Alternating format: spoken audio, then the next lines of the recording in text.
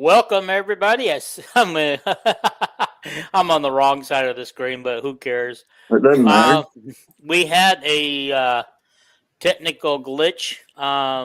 It looks like we're back, and we got on time, so that's good. Hank happened to notice that Rick is back. Yeah. Huh? Okay. Three-headed monster back. My buddy AJ says, "Oh no, I'm not sure why he said that, but welcome, AJ. Good to have you on the show." Okay, just as always, if you haven't subscribed, go ahead and hit that subscription button. Just poke it right in front of you because it's right in front of you, and you can just do it. Also, hit the like button. That really helps the algorithm and helps us get out to more people when they search Iowa Hawkeyes. That will help them get this in front of them. What else? Oh, yeah. Comment tonight. I'm not sure where to start, guys. Your usual. You want me to do your usual? You want me to start with the 3 or 4 quick things, and then you start with your agenda? Do your usual. Yeah, do your usual quick stuff. Hank, I just said all that. I go, where do we start? He goes, take care of business with the like button and subscribe. Start with the gambling addiction. Yeah, I think as soon as he gets his Kelvin gets his tidbit, that's what we're gonna go to. Because that's on my mind right now. I got a lot to say about that. About my tidbits? No. Yes. Oh, your tidbits. Anyway, I feel like Shaquille O'Neal. I'm so much taller than Rick. Yeah. And me today. By the way, just before it came on, the news came out that Brian Bulaga was put in the National Polish American Sports Hall of Fame. What a great, great player he was at Iowa and with the Green Bay Packers. Kirk has said that he was, as a true freshman, by far the best offensive lineman right from the get-go of anybody. And he ended up being the youngest. He only played 3 years at Iowa. He was 19 when he played bowl game. And the next year, he was the youngest player ever to start in a Super Bowl for the Packers at right tackle. I got a question for you. Yeah. Okay. I got German and Irish background almost equally. So can I be in the German, Irish, American Hall of Fame? For what? For whatever. Podcasting. Toddler soccer. Toddler soccer coach. I don't know. If you're good enough at something, you could be, Dean. Maybe grocery stocker. I don't know. I haven't stocked groceries for years. Okay, anyway, go ahead. Bulaga hadn't played football for years. That's how you get in the Hall of Fame. You got to retire for a while. Oh, I've been retired for 8 years. Okay. Big news tomorrow. Oh, anyway, Hannah announced today that she's not going to Italy till September. The league starts in October. So we got Hannah, and she's actually helping at the Iowa basketball camps this year. Nice. Helping. Good for her. Yep. And tomorrow we find out where Lawrence Britt, the great wide receiver, goes. That's going to be on some live thing at some time. We'll be sweating it out until then. 247 Hawkeye is what I told it would be streamed live on. Okay. I don't know what time. Do you know what time, Dean? I do not know. Yeah, but we'll find out tomorrow. It'll be blasted all over the internet as soon as he announces. Got my fingers crossed. So, well, it's not always plastered over the internet. There's been a couple people who made announcements that we hoping to go to Iowa, but they didn't go. When it end up going somewhere else, and guess what? I look all over the internet and I can't find announcements, so I have to ask you what it was. Well, the only time I don't plaster it all over the internet is if the son of a bitch goes someplace else. Then I just say the hell with them. That's the way I am. I'm kind of bitter. Bitter son of a bitch. Anyway, Coach Barnwell, the great assistant who was at Texas Tech, and came and joined Ben.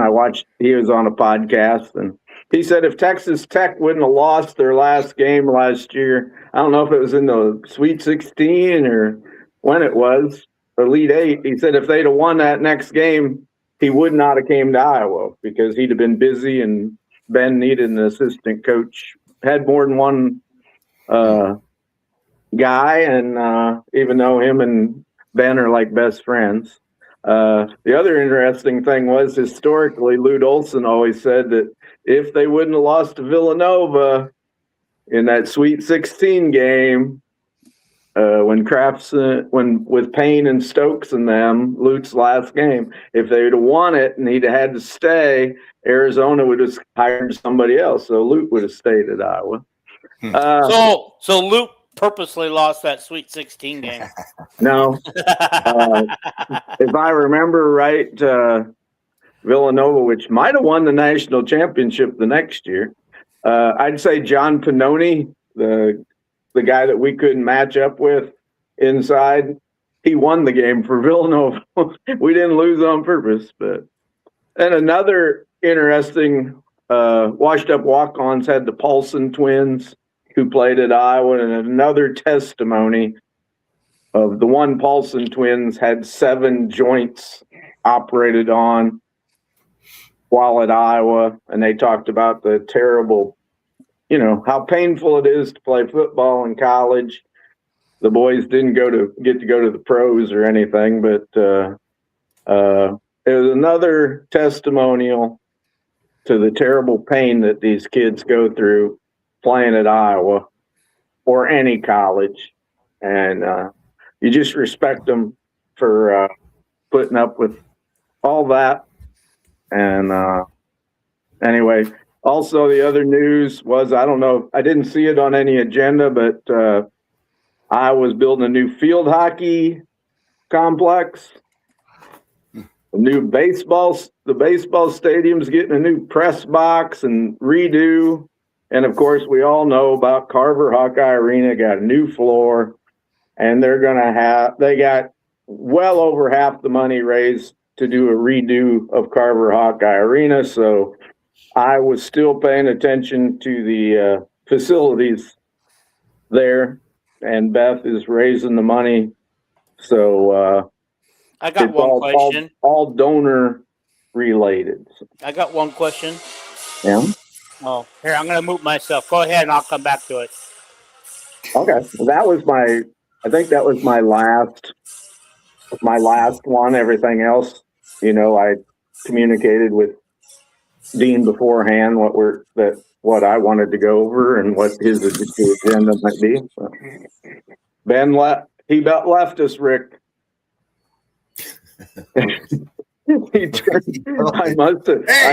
I must have used too much profanity. Son of a bitches. You're bitter. I was bitter to the bitter end. Where'd he go?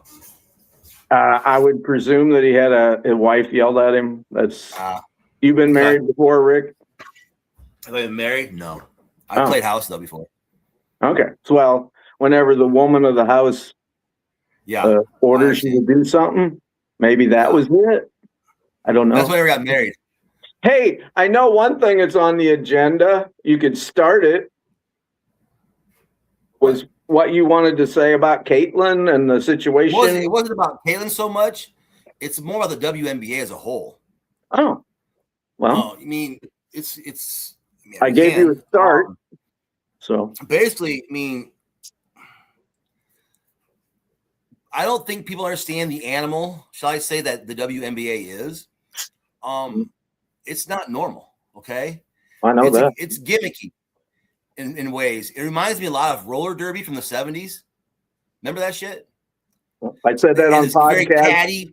I said that on a podcast in Caitlin's rookie year. It's like watching her play roller derby.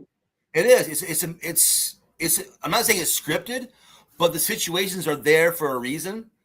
And how they react to those situations is on their own, but it's just the media, I don't think they understand that. I mean, you have the sides, you have the pro Caitlin versus the old school of WNBA, and they're always clashing. And that's mostly so much of guys who are bitchy. You know what I mean? Whether it be that Dan Dockich or Jason Whitlock or Mick Talks Hoops or Ben Daniel, whoever's anyway, all they do is just rag. And it's like, my God, guys, you know, you seriously say you hate this shit, but you're the ones doing it the most. Yeah. And Caitlin, I mean, she's in a hard spot. I mean, she is. She sure handles it. She sure handles it well. Oh, I think so. There ain't no doubt about that. All the hype. And, you know, her first coach had no business being a head coach at that point in time, at least. And finally, after the All-Star game, she said, fuck it, go. And Caitlin did. But then you brought in Stephanie White, who's playing this, once again, old school basketball style. You know what I mean? And you can't do it. You have a Ferrari. You don't want to be stuck in traffic. You know, get Caitlin on the highway and freaking run. I mean, she'd be so much better off at Portland or Golden State or even probably Toronto because they're starting from scratch. I mean, the NBA coaches in the W who came from want Caitlin, and the ones who have been there don't. And it drives me nuts. Other than what's her face? Who's the coach of Minnesota? I don't know. I know I can picture her, but anyway, she said something the other day. They asked her about Olivia Miles. And they said, you know, what is your technique of coaching her? She said, I just let her go. I trust her judgment. And that's the same with Caitlin. Why in the hell are they not doing that? Let her go. I mean, she's going to tear it up. It'd be, I said on our last podcast, it's like when Magic was with the Los Angeles Lakers and Paul Westhead was the coach and he wanted to slow it all down. It was like Magic's third or fourth year, I don't remember. And he wanted to slow it all down and just feed Kareem, and Kareem liked it and all that stuff. And anyway, Magic just went into the owner and he goes, trade me. He says, you either get rid of that coach and let us be Showtime and let's go, or you trade me. And Bus's reaction was, well, here's a $1 million a year, 20-year contract, Magic. And we're gonna get rid of our coach. Because kind of like Jordan and Doug Collins. Bus was smart enough. You know, I don't think Lynn Dunn is smart enough. No. Yeah. She's too old school.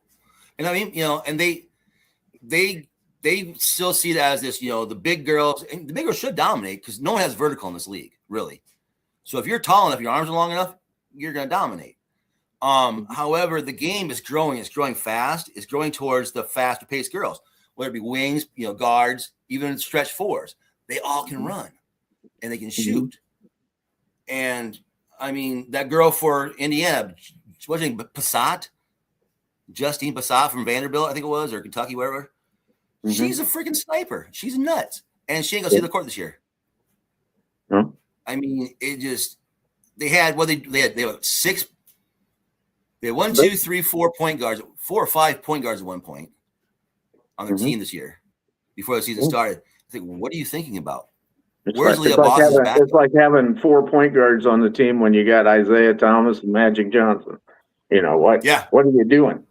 You know? Yeah. I mean, I understand it could happen obviously last year. Yeah. Let Secretariat run. You know? Yeah. I mean, and it's just the management of the league, I think, is horrible. I mean, from the top, where the owners are on down. And I said on a previous podcast, I don't know if you listened to our podcast if you're not on, but I said on there, I said the WNBA is the worst run sports league in the world. Yeah. I included little league leagues, Babe Ruth. Yeah. You know, AAU basketballs ran pretty bad, but not as bad as the WNBA. It's like my thing is, though, obviously it's bad, but is it bad on purpose? That's my thing. Are they freaking doing this shit intentionally? Because it seems like they are at times. I mean,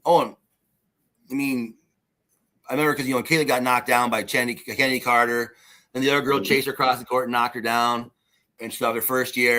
And like, this happens every. No, it does not happen all the time or every year. I went back 3 years on the WNBA all season pass. The first year I had it, I didn't see it happen once. Okay, it didn't. But what I did see was some pretty crappy play at times. There was a game between Seattle and New York. This has been a game, I think it was 5 years ago, actually. And there was a 7-minute stretch where there wasn't a shot or a free throw made.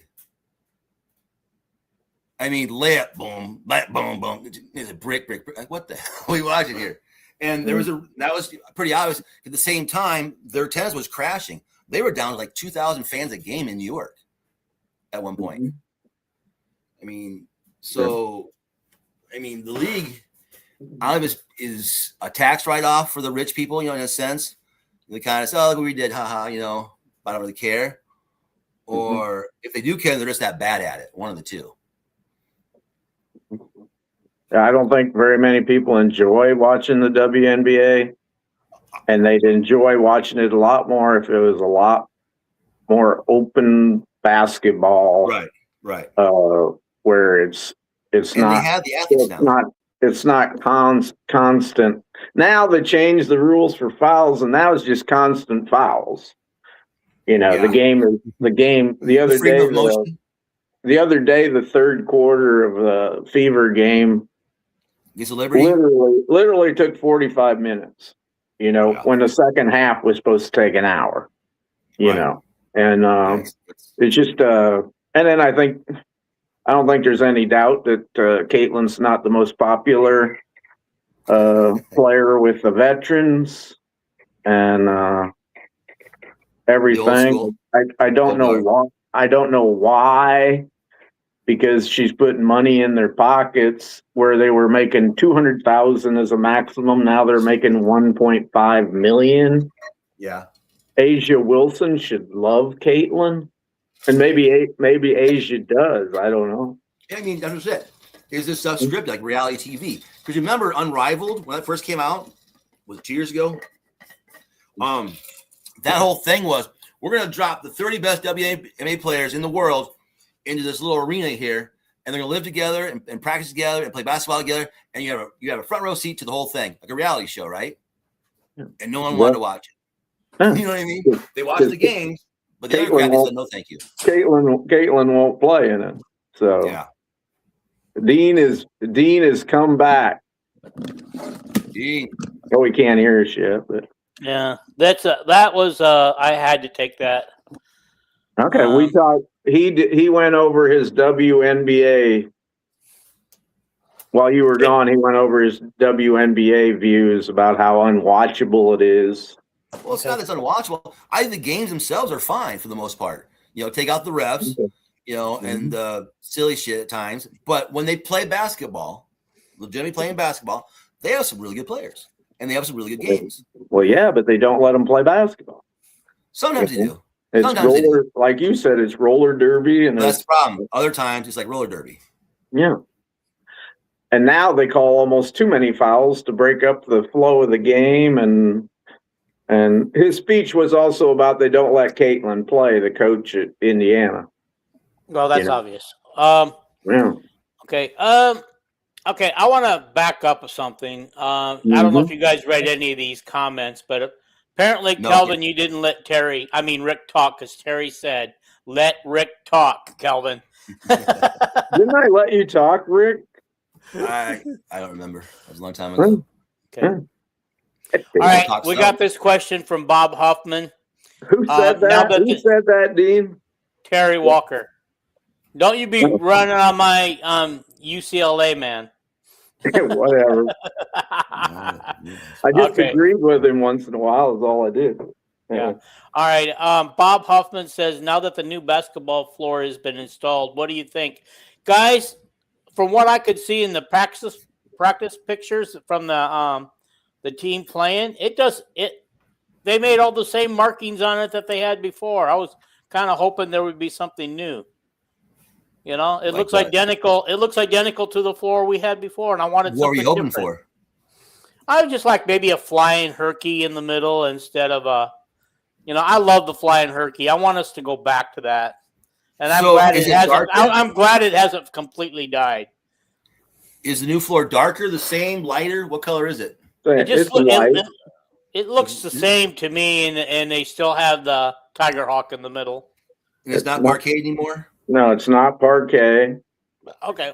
It's light colored with a dark black border, and then with the Iowa Hawkeye names on each end are in yellow or gold.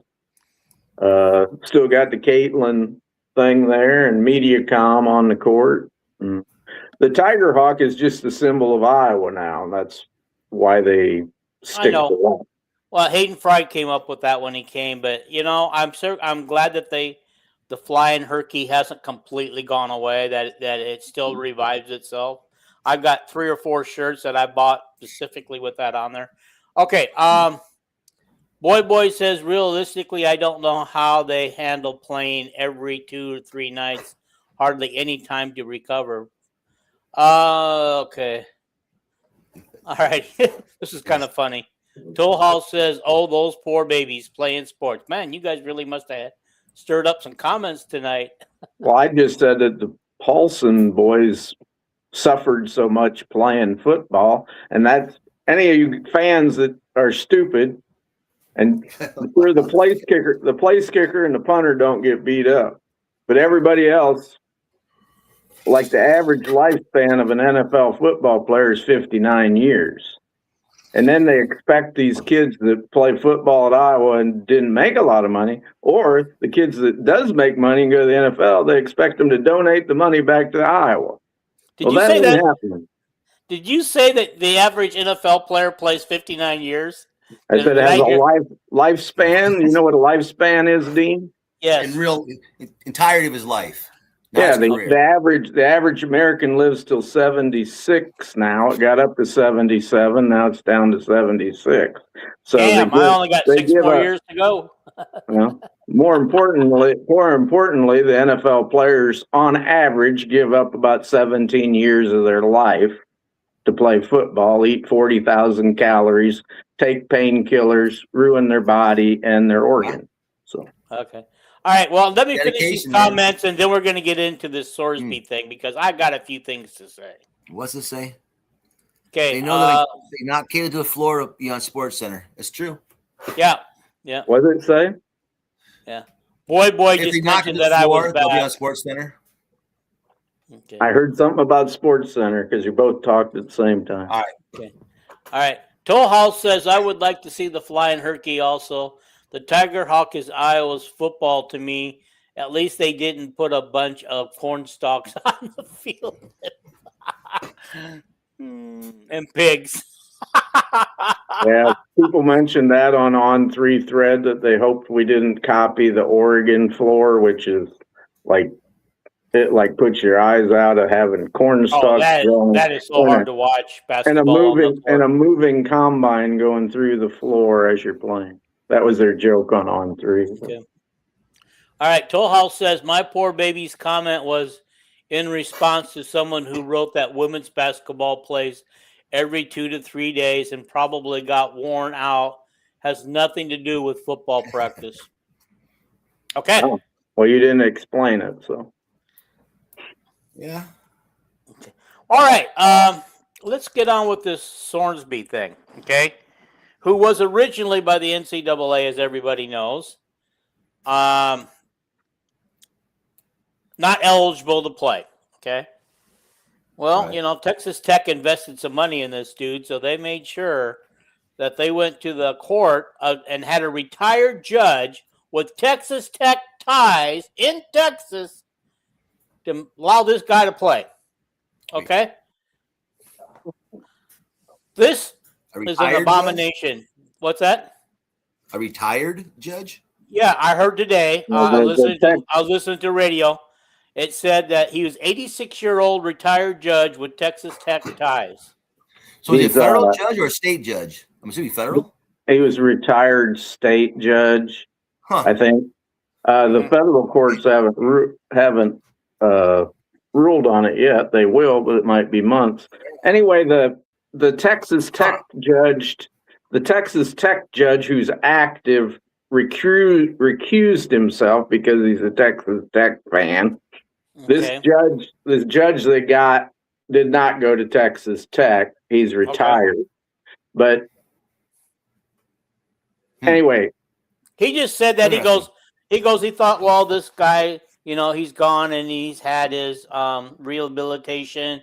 He deserves to have a second chance to play football. What the hell? What the hell about the Iowa and Iowa State players? Okay, well, compared to what this guy did nothing. Like teams, we have like a women's basketball player. I mean, have one of our football players bet $10 on the women's game.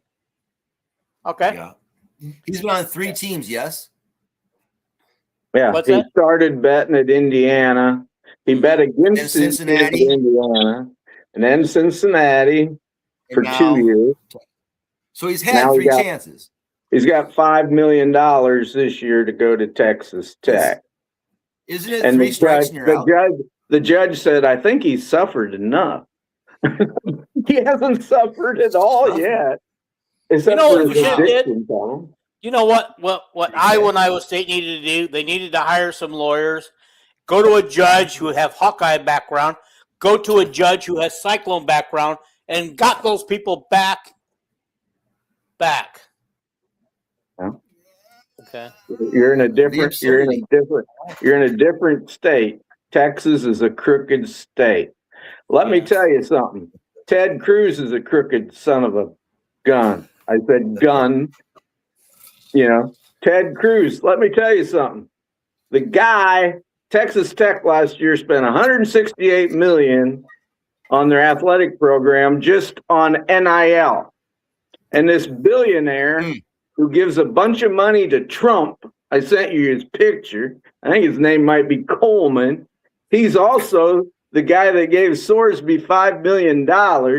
He's also the guy that sat down with the Texas Tech athletic director and Ted Cruz and wrote that NIL program that wanted to give the Big 12 one transfer. They wanted to give the Big 12, Big 10, and SEC money, share TV money to the Texas Tech. That's why that bill that some of these people that don't really read the darn thing say, oh, I hope it passes. Well, it's dead on arrival because it's all a oligarchical document. Oligarchy means that the rich people in the country own your government and your judicial system. And that's exactly what's happening. All right. Okay. Hey, calm down, everybody. Andrew Anderson is on here, but I don't know if he's able to. He's muted himself. But he is our fearless leader in this Villains Network that we're all a member of. And so I don't know what he's doing, if he's doing something behind the scenes here or what he's doing. But Andrew, why are you there? And why are you muted yourself? Anyway, let's read. Toll House says Tech needs to sit him down. Their recruiting will suck. Could you imagine when they play in Cincinnati this year and Cincinnati helped turn Sorsby in? No. Oh, wait, he only has a 2-game suspension. Do they get to choose the 2 easiest games of the year? None of them teams are going to play him even. Well, that's the next step. That's the next step I want to get to. Yeah.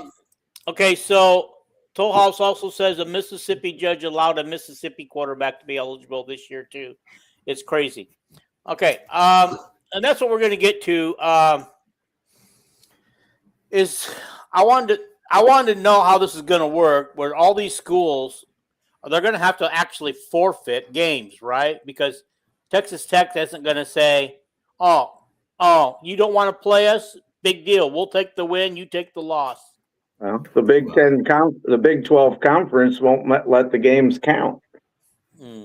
They belong to a conference, and they belong to the NCAA. I ain't worried about Sorsby really playing this year.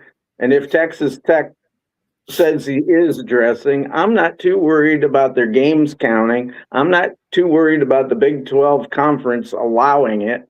And I'm not too big about the NCAA and not allowing it. And if they get 12 forfeitures and it throws 12-0, I'm not too worried about the college football playoff committee even letting them into the playoffs. So. Yeah, they won't.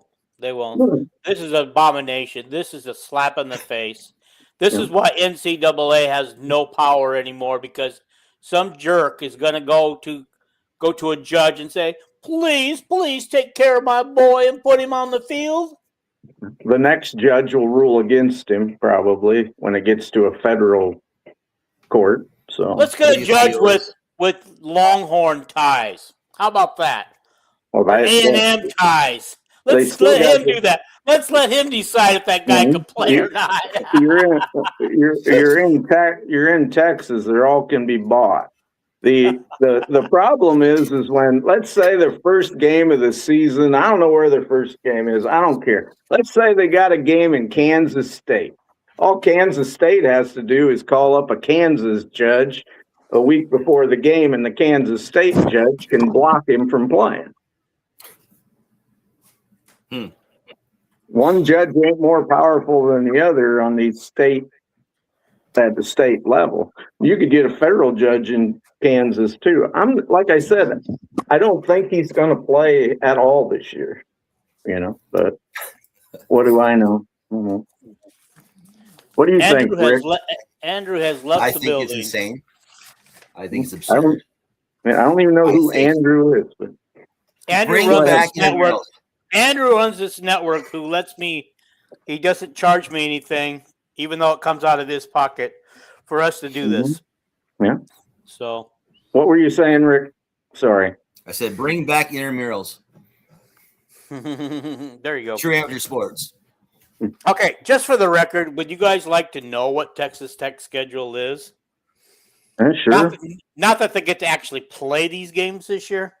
Mm-hmm. Abilene Christian, at Oregon State, Houston, Sam Houston, at Colorado, Arizona State, at Cincinnati, Arizona, West Virginia, at Oklahoma State, at Baylor, and TCU to finish the season. Wait a minute. Yeah. Like I said, whenever they play out of state, an out of state judge is probably gonna rule 2 days before the game that he can't play. So so this Sorsby guy, did he play for Cincinnati last year? Yep. Great season. 30 Did he play against Iowa State? Yeah. That was the guy who quarterbacked against Iowa State and beat their ass. I didn't know he was that good. Oh, he's a really good quarterback. He's, like I said on 3 today, he's like a better passer than like a CJ Beathard or something. He threw for like 2,800 yards, and then he ran for, he's Gronk size. He's like 6'3", 235, and he runs just as good or better than Gronk. He's a great player, but he's a gambler. Right. And if you gamble on anything, any type of sport that's even attached to the colleges, you should never play again. Period. That's the rule. So. Yeah, I mean, I'm not arguing it. It's too bad.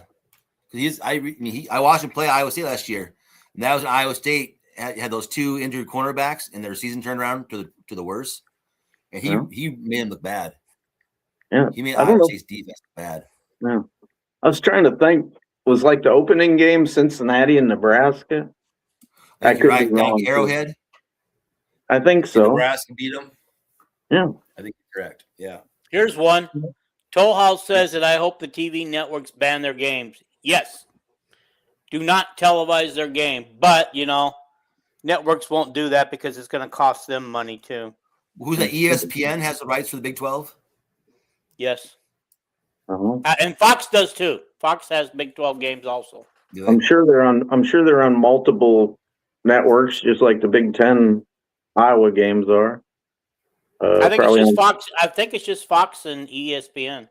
Oh, I figured they get on Peacock and everything, just like Big Ten games to do. I think the only way Big they get Ten- on is if they play a Big Ten home The team. Big Ten is no longer on ESPN. Is that correct? That is correct. Okay. Has not been the only way a Big Ten team can get on ESPN On the playoffs, is if they're the away team playing an ESPN team. or playoffs or a bowl game. Yeah.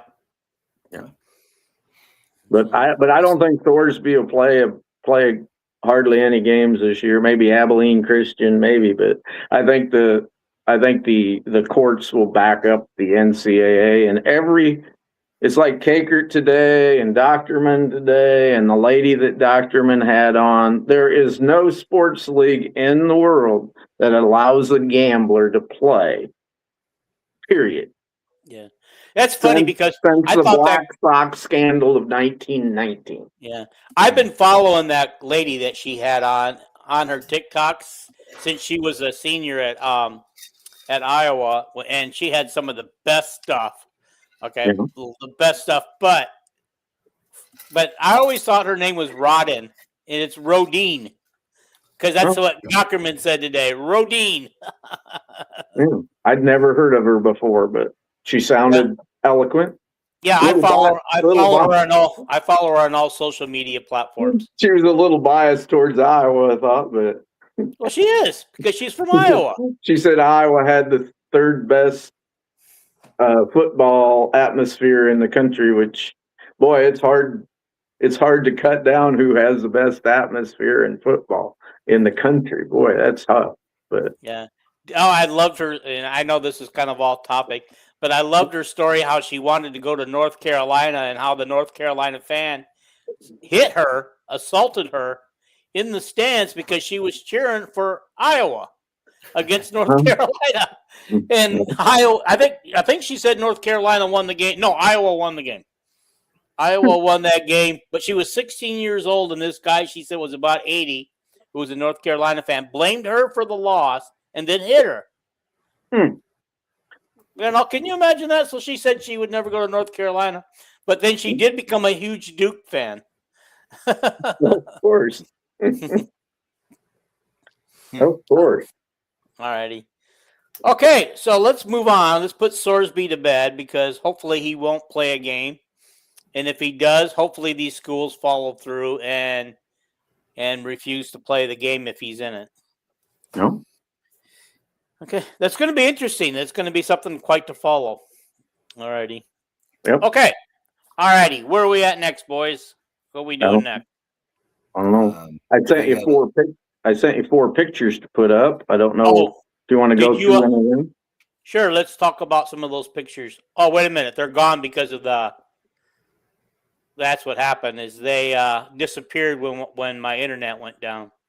Oh, shoot.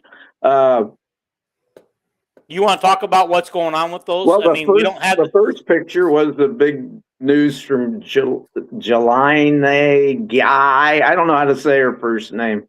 Jelena, a guy from Clinton. She has. She announced that Iowa has come back and re-offered her, and she sounded like she was thrilled and everything. She's I call her a top 10 player in the country.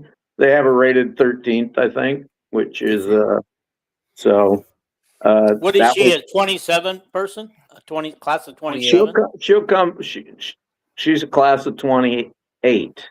It's really perfect timing to get her and Chloe Johnson from Minnesota. She's the number 1 or 2 player, and they're both guards, and they're both good size point guards. Off guards, whatever, they both shoot the hell out of the ball.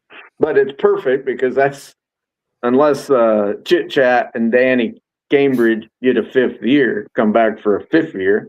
Well, they will get a 5th year if they want it. I know, but I doubt that I think Cambridge will go right to the WNBA, but Chit Chat, I still think Chit Chat will too. I don't care if she's 5'4", but these 2 girls would slip right in and take their place. I mean, they're ridiculously good, and yeah. Well, no, and that's great, and I like the idea that because maybe this time she'll give Iowa some serious consideration. Well, she did last time, I think, but she wanted to go to Stanford, great education, great program, but the Stanford coach just does not get along with her players out there. They're losing them, and the program is dipped, and I don't think she wants to get into that headache of Stanford. If you get a degree from Stanford, that's like an Ivy League degree. How far away is Clinton from Iowa City? About an hour and a half? Clinton's 40 minutes from me, so it's about an hour, I think. Maybe an hour, 10 minutes. Okay. It's an hour and 22 minutes from Cedar Rapids. So she needs to come. She needs to come to Iowa so her family can drive to every single home game and some of the away games in Illinois and. I'm worried about her going to Illinois because Illinois is an up and coming team, and their coach is from Clinton, and they seem to get. Illinois is just on a roll getting players, They are. They are. By the way, the great player from Iowa that played with Molly, Kathy Marks, who was I think she was 6'5" on the Final Four team. She's the coach for Clinton. Oh, okay. And she was a great big player for Iowa, Kathy Marks. So that's another little tidbit there. Yeah. And I guess what, guys, I haven't given up on Molly. I'm still sending her messages. Yeah. Don't harass her. I'm not trying to harass her. But, I mean, and I understand that this is a person who's now coaching two different sports, soccer and softball. At what level? High school. High school. Yeah, and I think somewhere in Georgia, because that's where she lives. I don't know exactly where, but they made a marked improvement under her leadership. So I think it's just a matter of time before Iowa hires her for a softball coach. By the way, she was a heck of a softball player in high school too. Yeah. I think it's I would have thought she'd been a hell of a pitcher, as big as she is. Okay. Alrighty. You also mentioned something about oh, hi Doc. We love you too, buddy. Hello. Hey, I sent you a thing about Kratz. Andy Kratz, or is that how you say his name? Oh, yeah, that wasn't not the power rankings. Yeah, he put out the Katz. No R. Andy Katz, who's okay. For the Big Ten Network, he put out his power rankings for men's basketball in the Big Ten, and every year he always has Iowa way lower than anybody else. He has them I don't know. I can't remember I sent you the picture, but I can't remember. I don't know if he had them 10th. He had Nebraska, and what was another crappy team that had ahead of them? I mean, Nebraska's not a crappy team. They had their best year ever this year. I know that, but we got a better team. We're going to have more I study the Iowa basketball roster, we're going to have a better team, way better team than last year. It's the deepest roster Iowa's had probably since that first year Tom Davis took over.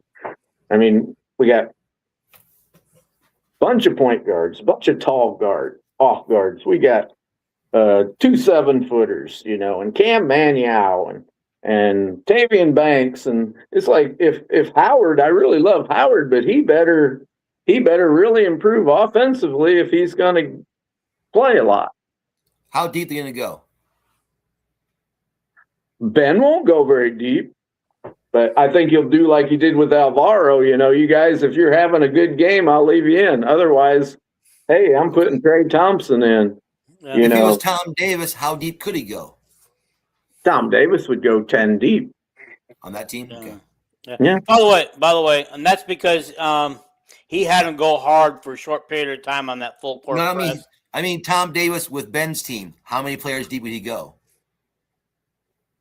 Tom would, if he had a real deep team, would go 10 deep. No. With this team though that Iowa has this year, the team he's got, I'm going to say 8. I'm saying 10 deep. 9. 10 deep. Okay. 8 and 10. All right. Ethan Harris, Tate Sage, got Oh shit, Tavian Banks, man, yeah, the 7-footers, Coleman, Holmes. They're all playing for Tom Davis. Kuhn, Kuhn, What's up, Doc? Kuhn is a great athlete. He'd fit right into Tom Davis' system. Yeah, he'd play a bunch of players. I know there's a real good player that I forgot there, but it's just like a ridiculous. I heard Ben talking the other day, and Kakert brought it up that Tate Sage was a point guard in high school at 6'6" or 6'7". What if he play, what if Ben sticks him in at point guard this year? With an off guard of like Koch. You talk about a tall backcourt. It's like. Okay, I want to say something here, guys. I don't know. I guess there were some pictures and some video released. Somebody said earlier on here, and I'm sorry, I apologize. I don't remember who it was, and I didn't get your comment up here. That he thought he saw Banks in some of those group photos that they released from the men's basketball. Do you guys think Banks is back, or you think he's just practicing with the team for now to stay in shape? He's going to play this year for Iowa, I think. They're just waiting for the decision by the NCAA, and there's no reason why he wouldn't be working out. I was kind of looking for him in the videos, and but they were very short videos where not very many people were shown. But so, are you guys pro 5 years of play? Yeah, I am. You are. Oh yeah. Yeah. Are you, Rick? You don't think it will inhibit the younger players for the first year, their growth? Because now you're bringing back a 5th-year player, gets a player in 3rd year. You know what I mean? They lose out years of practice. I mean, it seems. Do you want to inhibit, or should I say, even retard the growth of the younger players? I don't think you're going to retard them. I think what you're going to get is these players are going to have these first-year players coming out of high school will have an extra year to develop. So at smaller schools and work their way up to the higher schools. And I think it'll help. I think it'll help the young players in practice. I think young players like Faison and the girl from Sweden will really be helped a lot if Whiting comes back another year to practice with them. And I think anybody that plays. But what if you lose a high school? Anybody that plays a year of practice with Tavian Banks is going to be a way better basketball player in the long run. Okay, and we got that trade. We got that Trey Thompson, who, of course, it was called a red shirt, but I mean, unofficially, it's a red shirt. But once that new rule falls into place, no more red shirting, I guess. But it'll really help football because they have a shortage. They have a shortage of players even to practice with now because of the smaller rosters, and having them 5th-year guys come back, will help with the development of them. Okay. Now, before I got interrupted, Calvin, I forgot where I was going with this. Oh, Trey Thompson. Yeah. It sounds to me like that year that he spent not playing has enhanced his game, from what I'm hearing from Coach Ben, is enhanced his game and brought it to another level. So, I think these, if you're going to play 5 years, most likely these freshmen, unless they're superstars, are going to be sitting out the first year. Did he have mono or something this year? Yeah, he had mono, but he also had something else going on before that, and I don't remember what. The mono came after he had something else going on. But if the 5 years comes in, nobody will sit out. Well, that's true too. Okay, can I go over the back to Andy Katz for power Big Ten men's basketball rankings? Yeah. Okay. Michigan, it starts with number 1. Michigan, Illinois, Michigan State, South Carolina, Purdue. When was the last time you saw Purdue fall that far down in the Big Ten? You said South Carolina? You mean USC?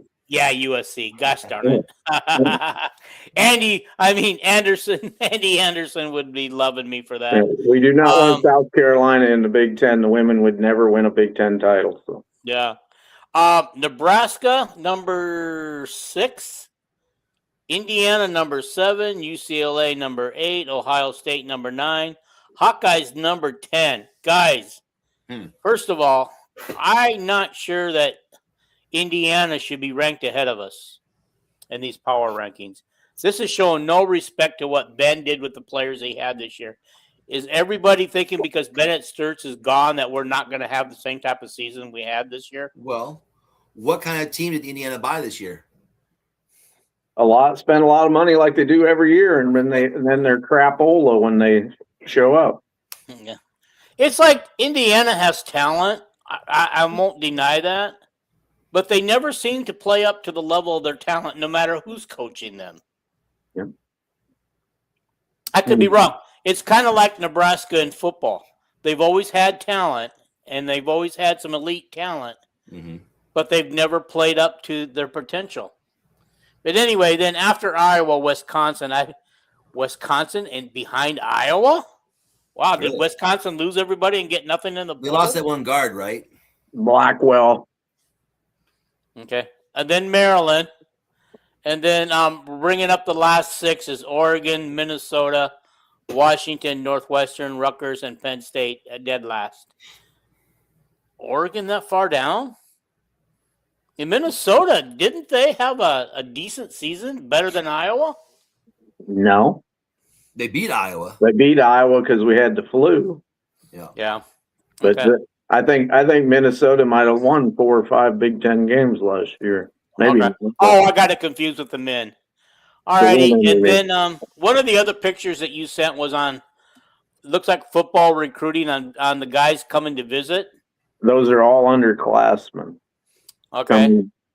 Coming, and I could, if I had the list in front of me, I could comment on all of them, but they're like all very highly rated. Matt Bowen's boys coming, and that DeClan Hying, the offensive lineman, and Carter Barrett, and all of them. Is these stuff. Well, I will read you the list. Okay. Okay, Grant Bowen, as you just mentioned, coming in as an athlete on June 11th. He's Superman. He's Superman? He's better. He's built like Chad Greenway. He's either going to be. They've offered him an outside linebacker and tight end, and it's probably going to come down to Iowa and Notre Dame. But he could play. He could literally play like 10 of the positions in football. He's the size of Chad Greenway, but he's way faster. He's like Superman. It's like getting LeVar Arrington, if you ever remember LeVar Arrington for Penn State. Like, ridiculous. So, Okay, offensive tackle Carter Barrett, June 11th visit. He just got an offer from Ohio State. He's probably one of the top 3 offensive linemen in the country. Okay, what year is he? These are all juniors. Okay, juniors. Yeah. Okay. They're coming in for camp. Some of them are camping, like Superman is coming for tight end camp and linebacker camp. And then they have a big junior day, which I don't know if that's the 19th or something like that. I got a question for you before I read off the rest of these. Barnett's boy. Isn't Barnett's boy he's a sophomore. He's a sophomore, okay. Yeah. Okay. Is he an offensive lineman too? Yep. Okay. Yep. All righty. Tight end Javin Severson coming on June 19th. Oh, Severson. He's from Madrid, Iowa, and he's like the number 3 tight end in the country, and he's been offered by Miami and every school in the country. And he is great. He's like, I don't know what he is, 6'5", 240 tight end. You know. Alrighty, okay.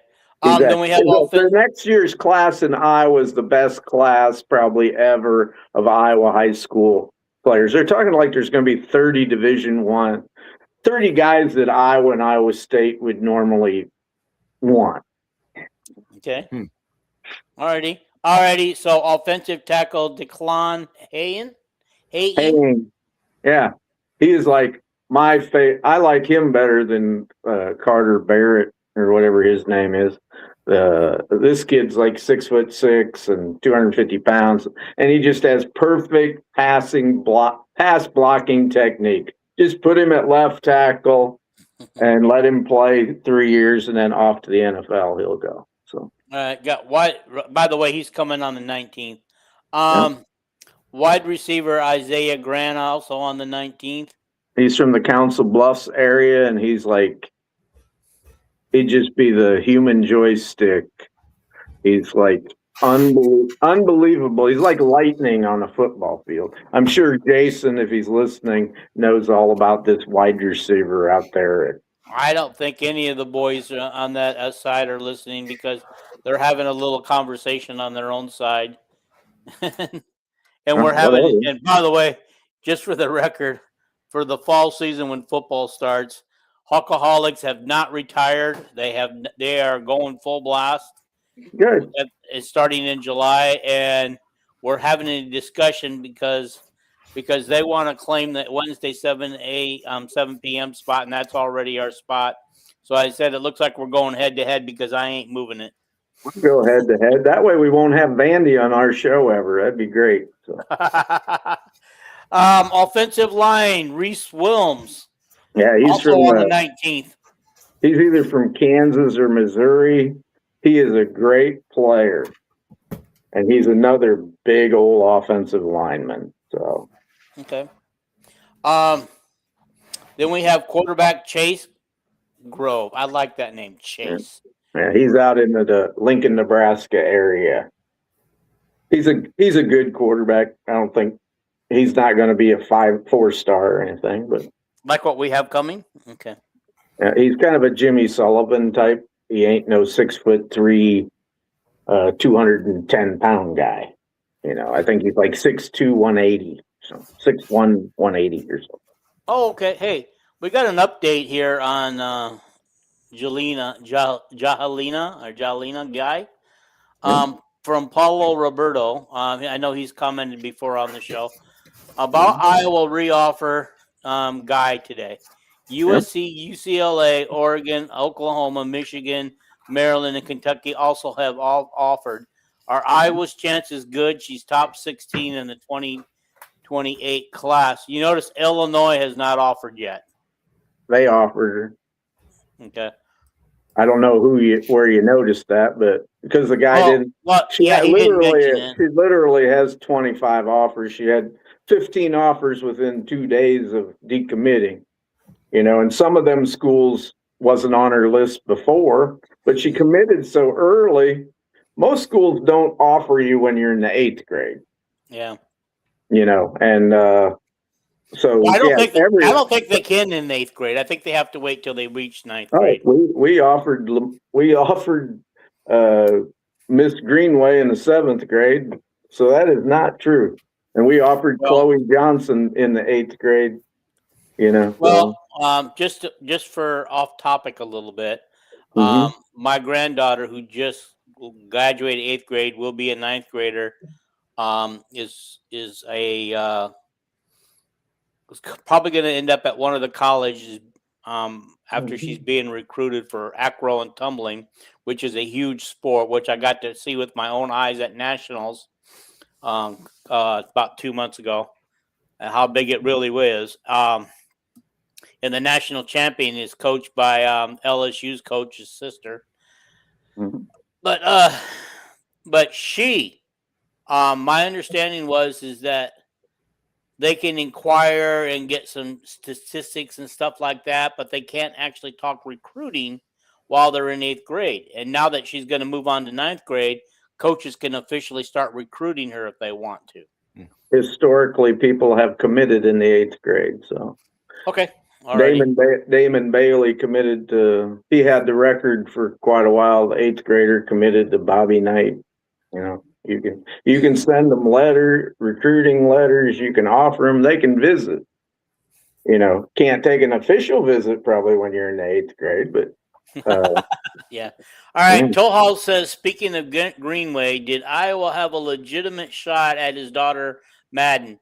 I'm sure that Kelvin knows this. Hell yeah, number 8 in the nation.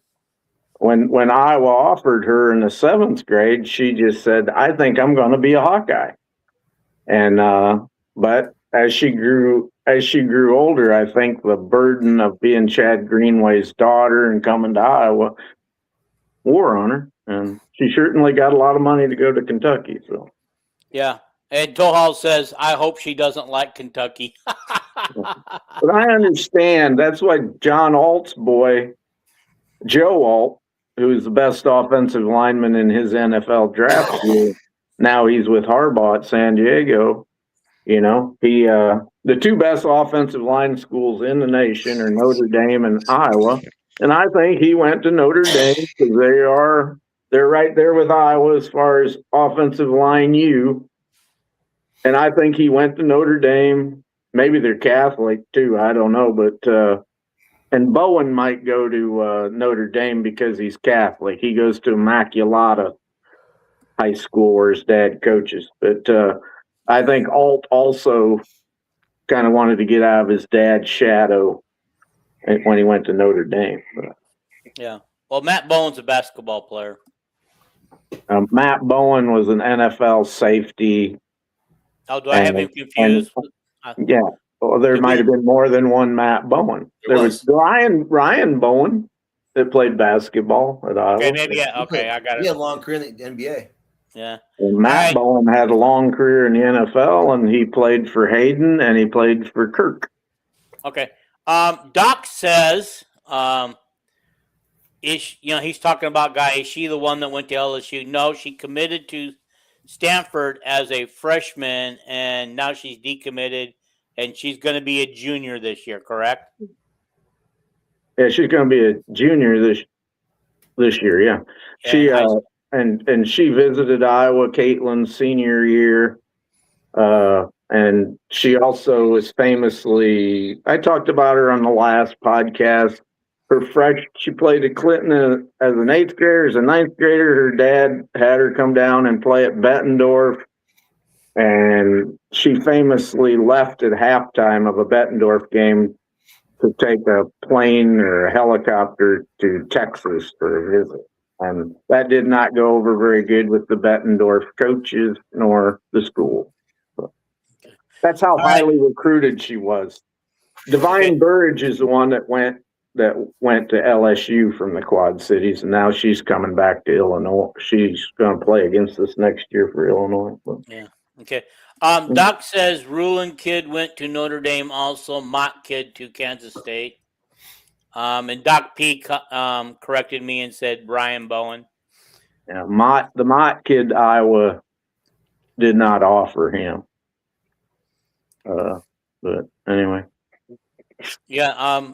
Doc says we missed out on some legacy kids, but we got a few too. If the legacy kids there's legacy kids that don't come to Iowa that are offered, but there's some legacy kids that don't come to Iowa because Kirk don't offer them. He just says, you can walk on, like the Mott kid, and he ended up going to Kansas State. So, by the way, guys, I want you to know, and I was going to put her picture up here. I have a new favorite basketball player for Iowa. Now that my favorite one has moved on to you and I. Okay. Who do you think it is? Just see if you guys can guess. Medina. Nicole Medina. Probably because you think she's cute or something. No. I just like the fact that she's going to shoot the heck out of the ball. She's going to get more playing time than people think. You guys think she's going to be a bench rider? I don't think that. Didn't I say that about? Didn't I say that about Levine too this year? That she get more playing time than you guys give her credit for. Deanna said we have 3 point guards. We have Chit Chat and Cambridge, and we got Taylor Stremlow. Yeah. So it's pretty hard. I hope she does. If she does, we're going to have a better team because we are not a deep, deep team this year. You know. Yeah. Did you notice And the top? Did you notice the top 10? The top 11. The picture I sent you. The top 11 women's basketball teams this year per rating. Dean. yes. And the one thing I asked you is where was UCLA? And their roster is decimated. They'll still probably be at number 20 in the country or something, but it's like the players from at UCLA, the Betts girl, she averaged 4 points a game, but they have like 3 or 4 of they have like 5 returners and 2 or 3 of them only scored like 1 point a game, but that's why they're not there.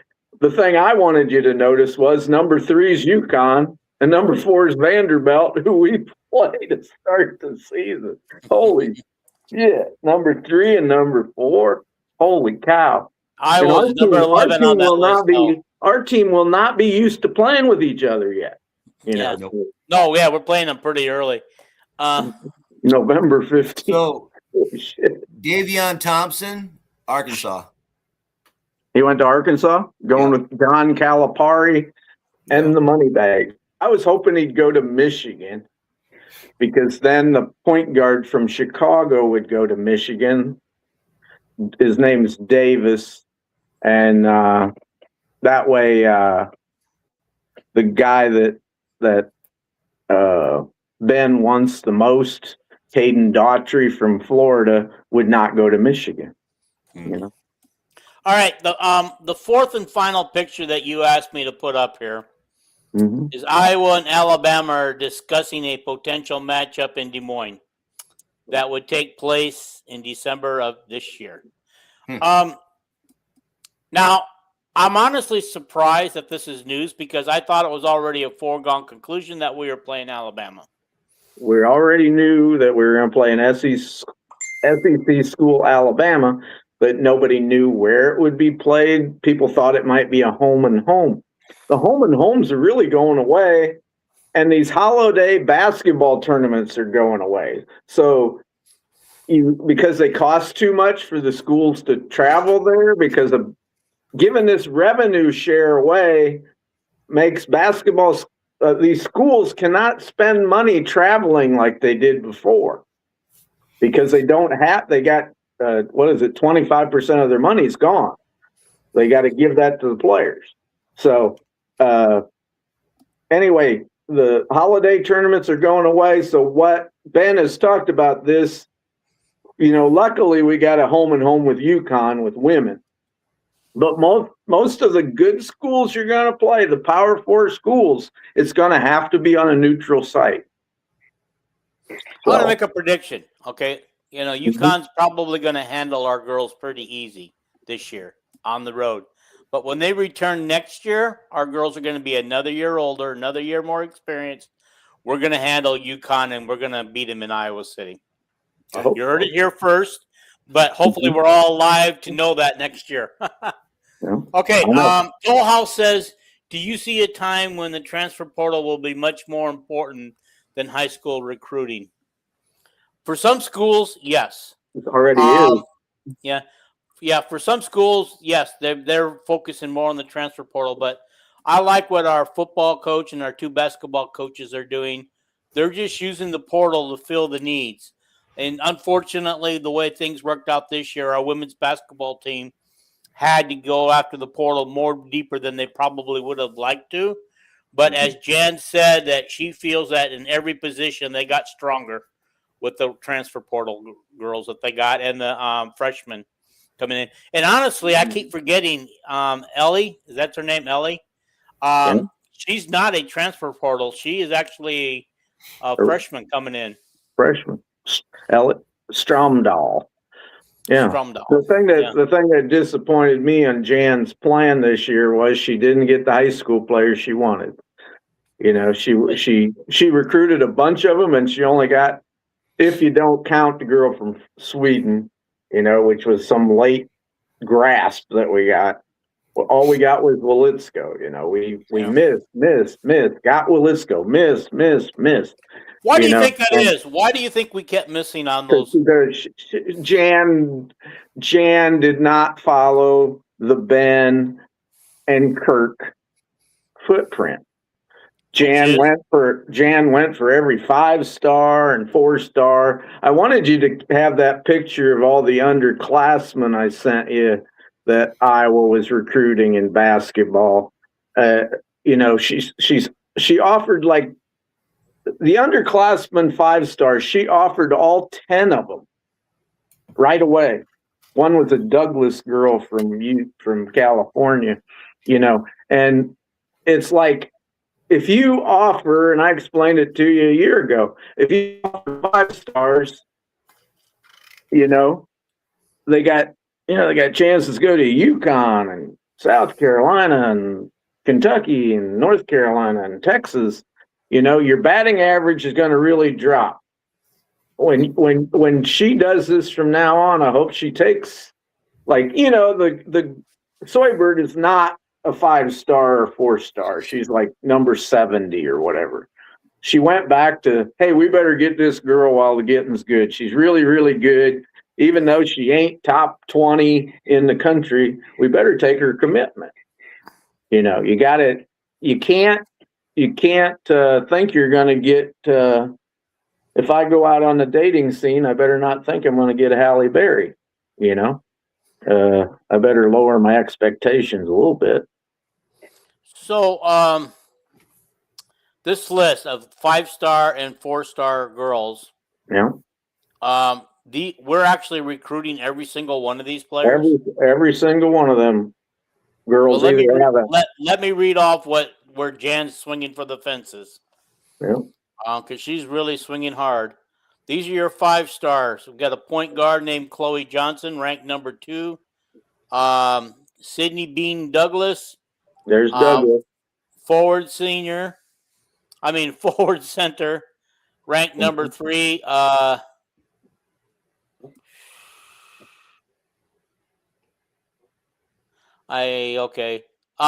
read this the way it's written.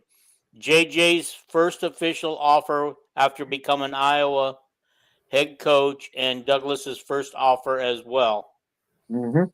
I remember that she got offered. Yep. Yep. Number 4, power forward. Yeah, I can't even say that. Naya Riak's the girl that we talk about every podcast from Wisconsin. She's actually a 6'3" off guard. She's the one that can dunk easy. Mm-hmm. And I keep sending you film of her hitting 3-pointers. She's the girl on that list that might jump up over Chloe Johnson. Yeah. And she visited with Soybert and Chloe Nicholson and all these other players that are on the list. They all came for one game at Carver the same day, So you have a question? Oh, yeah. Okay, number 6, forward Reese Gilpatrick. Yep. Wing Ella Pepper. Mm-hmm. Not sure. It's not spelled the way it should be. Number 8, center Sutton Villa. Number 10, guard Ariana Robinson. Those are your 5-stars, guys. So you can't accuse Jen of not swinging for the fence because she is. And number 4, these are the 4-star ladies. Mm-hmm. Erin Thomas. She's number 14. Number 16 right now is Jelena Guy, who we've been talking about all night. Mm-hmm. 19, wing Chloe Nicholson. There you go. She is one great player, and it'll be Iowa and Illinois probably. Yeah, because she's in high school in Illinois at Quincy. 24, guard Bella Hill. She goes to Bible school in Alabama. Okay. 36, guard Leah DeWitt out of Marriott, Georgia. Okay. Wing question? Ariana Peterson out of Minnesota. That's Adrian Peterson's daughter who visited with that same bunch. She's a 6'2". She can play off guard. She can play forward. She's just a great athlete. I think she'll go to Minnesota myself. Okay. Number 40 point guard Easton McCullough. Yep, she's from Arkansas, and she's like watching Pistol Pete Maravich play. She's a little on the skinny-legged order, but she just can't miss a shot. And it ain't like she's no 5'6" guard either. She's probably 6 foot tall. She's just such a skilled passer and shooter like Caitlin Clark. She can really take you up and down the court and not miss a shot. Okay. Number 42 is forward Sahara Wilson. Know anything about her? I know there's the Wilson sisters up in Minneapolis, but their name ain't Sierra. It's Maya, and another one, but this is a different one, I think. Sahara, that's what it is. And she's from Minnesota. Guard Peyton Cottle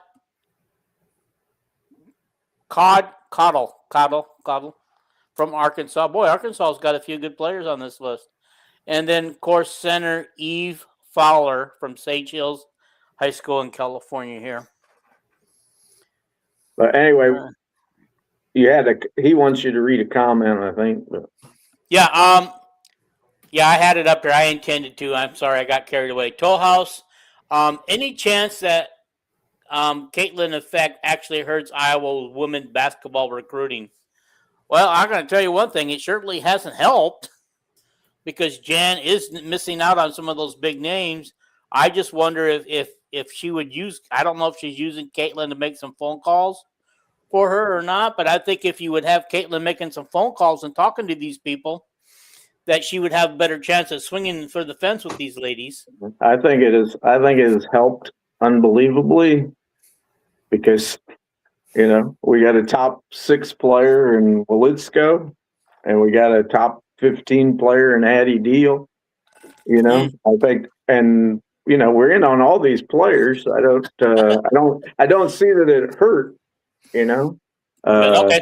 By the way, speaking of former players, Belisco got official permission to wear number 20 from Kate Martin today. She got a text message from her wishing her well and gave her permission to wear the 20, even though the 20 is not retired. Okay, say what? Yeah, it's not retired, but I think she just wanted to honor Kate and say, Kate, is it okay to wear it? She got permission from Kate before she ever committed. So yeah, because you remember her first words to Jan? Is number 20 available? Yeah. And Jan goes, yeah. What? No, yeah. It took Jan a second to realize what was going on there. Kate Martin and Caitlin are very involved in our recruiting and everything. So. They are? Yeah. Oh, yeah. Caitlin actually donates money. So. Shoes. I know she donates shoes. What? But I know she donates shoes and stuff. Yeah. Hey, she even gives off. As far as can Caitlin be a detriment to Iowa's recruiting? Yes, she can. So the whole thing around Caitlin can never be a detriment because there's so much. If she turned into a bad person, she would. No, I'm not saying her. The effect he asked about, though. The Caitlin effect, not Caitlin herself. And the effect right now is kind of a volatile, shall we say. A lot of people are shying away from it. I mean, even their attendance in the arenas are down. You know what I mean? Yeah, I heard that. I heard the attendance is dropping. Shying away a little bit, and there's a reason for it. So can it happen? Sure it can. Will it happen? I don't know. I hope not. Is it because of her competitiveness and her just willing to call out the coaches? The soap opera that is the WNBA. The one thing is this year attendance at Indiana, there's been some empty seats because they don't know if Caitlin's playing. And the other thing is people are put off by the way that what the game looks like and the way they treat Caitlin. You'll notice that the road game the other night when she hit the 3-pointer, when she hit the big 3-pointer, It sounded like the Beatles came on stage. You talk about a roar from a road crowd. Mhm. It was like, I think the Caitlin effect is hang still on. pretty prominent. That arena only holds 4,000 people. And so you would have thought that That's every not a lot. I fan mean, there, you'd have thought they'd have been all Mystic fans then. You know? I got one question. Has Lucy Olson played at all for the Mystics this year? Couple games. Yeah. Because she didn't play the other night. Right. She don't play much. Yeah. Yeah. I just think that's just cruel and unusual punishment. If he ain't gonna play her, let her go to a team that will play her. Well, they have a great young roster there. You know. Mm-hmm. Yeah. Well, I have a feeling that she'll be aced out next year. But isn't there another team coming next year? That's an expansion team. There's Cleveland coming, and Connecticut's going to Houston. Is Boston going to have a team? No, maybe, but yeah, I think yes, because Connecticut's going to Houston, Boston, then Cleveland comes in 28, and I think Boston comes in 30. Is that what I heard? Okay. All right. Allow 18 teams. Okay. Yeah. All right. We all know that. The problem is with people like Kate Martin and Lucy Olson is the more years you play in the WNBA, if you're not a star, they got to pay you more money because you're in your fourth year, your third year, your fifth year, and salary cap ain't going to allow that. You know? My gut tells me that if Kate Martin sticks around, it's because of her popularity. But I have a feeling that after this year, neither Lucy or Kate will be playing in the WNBA. I don't know. Cheap contracts. Lucy is. Lucy's still a cheap contract. She's got 1 or 2 years to go after this year. Yeah. Kate's got one. Next year would be her third year, just like this year is Caitlin's third year. I can see Lucy playing one more year, and like Kate for a fourth year, not get re-signed and move on. Yeah. Mm-hmm. But I mean, guys, I haven't heard anything about. Is it Toronto, the other expansion team besides Portland? Portland's having a decent season. They both what's going on with Toronto? I haven't heard anything about them. They're 6-5, I think. Are they? They're in the playoffs. Not bad for expansion team. Don't they know that expansion teams aren't supposed to win any games their first year? Well, tell the Valkyries that last year. You know, I mean, what's her face? Kiki Rice is the point guard for Toronto, and she's playing very, very well. Not as good as Olivia Miles is, but she's playing very well. I mean, that Miles, man, she is just kicking butt. Well, she's got a coach who learned from Caitlin Clark. Because remember Caitlin's first year, I think. Because, what's her face? Cheryl Reeves. That's her name. Thank you. Cheryl Reeves. Didn't like her. Didn't like the style. Blah, blah, blah, blah, blah. Right? I mean, she told Iowa fans suck and kiss her ass and go to fuck themselves, which she said on air. This year, with Olivia Miles, she's saying, I learned from Caitlin. Because Caitlin averaged, 23 points a game, 5 rebounds and 7 assists against Minnesota her rookie year. Mm-hmm. I mean, and she saw that. She said, oh, shit. This girl can play. And now she has Olivia Miles. Hey, this girl can play. Let her play. Mm-hmm. She grew from it. Whereas Stephanie White still has some things to learn, unfortunately. Yeah, a lot of people have a lot to learn about the WNBA. It's hard to put up consistent numbers in the WNBA because there's no consistency of refereeing. It's like Caitlin. Some people are saying, Caitlin, she just ain't doing very good this year, and yet her numbers are like the 12th best in the. Well, she's 8th in scoring and 1st in assists. Well, yeah, and then she gets so many rebounds as a guard. By the way, her defense is top third, actually top quarter now. I think. I know. It's like, and people say they can't play defense. Well, the worst defensive player on Indiana is a player that I love. I love Kelsey Mitchell. Yeah. But she's the worst defensive player on the team. Well, the irony is Indiana is 9th in offensive efficiency and 4th in defense. Who would have thought that? With Caitlin, you know what I'm saying? Wait, you have Caitlin Clark in your 9th? Yeah. But it is what it is. Indiana has a lot of potential to get better in the second half. They play better team defense. Help Caitlin more on defense, help everybody more. on defense, and Caitlin, if her back ain't bothering her, she probably start shooting like she did the last game. Wasn't she 3 for 5 or something from 3 points? From 3-point line? 3-point, yeah, she was 4 for 10. She was 3 for 3 from 2 and 4 for 10 from 3. Okay. Yeah, 19 points, 7 assists, and like 5 rebounds or something. No, wait, that's not right. 19, 5 and 5. 5 turnovers, 5 assists. Mm-hmm. Yeah, she allowed. But I think they missed. I could be wrong in this, but against New York, they missed 21 baskets inside of 6 feet, including 11 layups. Mm-hmm. That's kind of crazy. She would possibly had 32 assists. There's counted. I think she just made layups. Catch the ball and then make layups. Yep. You Kelsey Mitchell hit the other side of the basket on one. It was a wide open breakaway layup and hit the rim, bottom of the rim. It's like bottom of the rim. Like, holy cow! It's like, have you taken lessons from Angel Reese? Angel Reese is actually playing really good this year. I like Angel Reese's game as a role player. She's a phenomenal role player. She's not a starter. She's not a starter. She's a starter, but she has a role. You're gonna play. Use your butt and get rebounds. That's what you're gonna do. Last night I watched the game. She had 17 points, and I think it was last night. 17 points and 17 rebounds, and she actually was 1 for 2 from the 3-point land, and she's shooting way better, from 2-point land too. I don't care if she scores 10 points a game. You give me 15, 20 rebounds a game and play decent defense. Mm-hmm. Hello, thank you. Put her and Caitlin on the same team. Oh, that'd be awesome.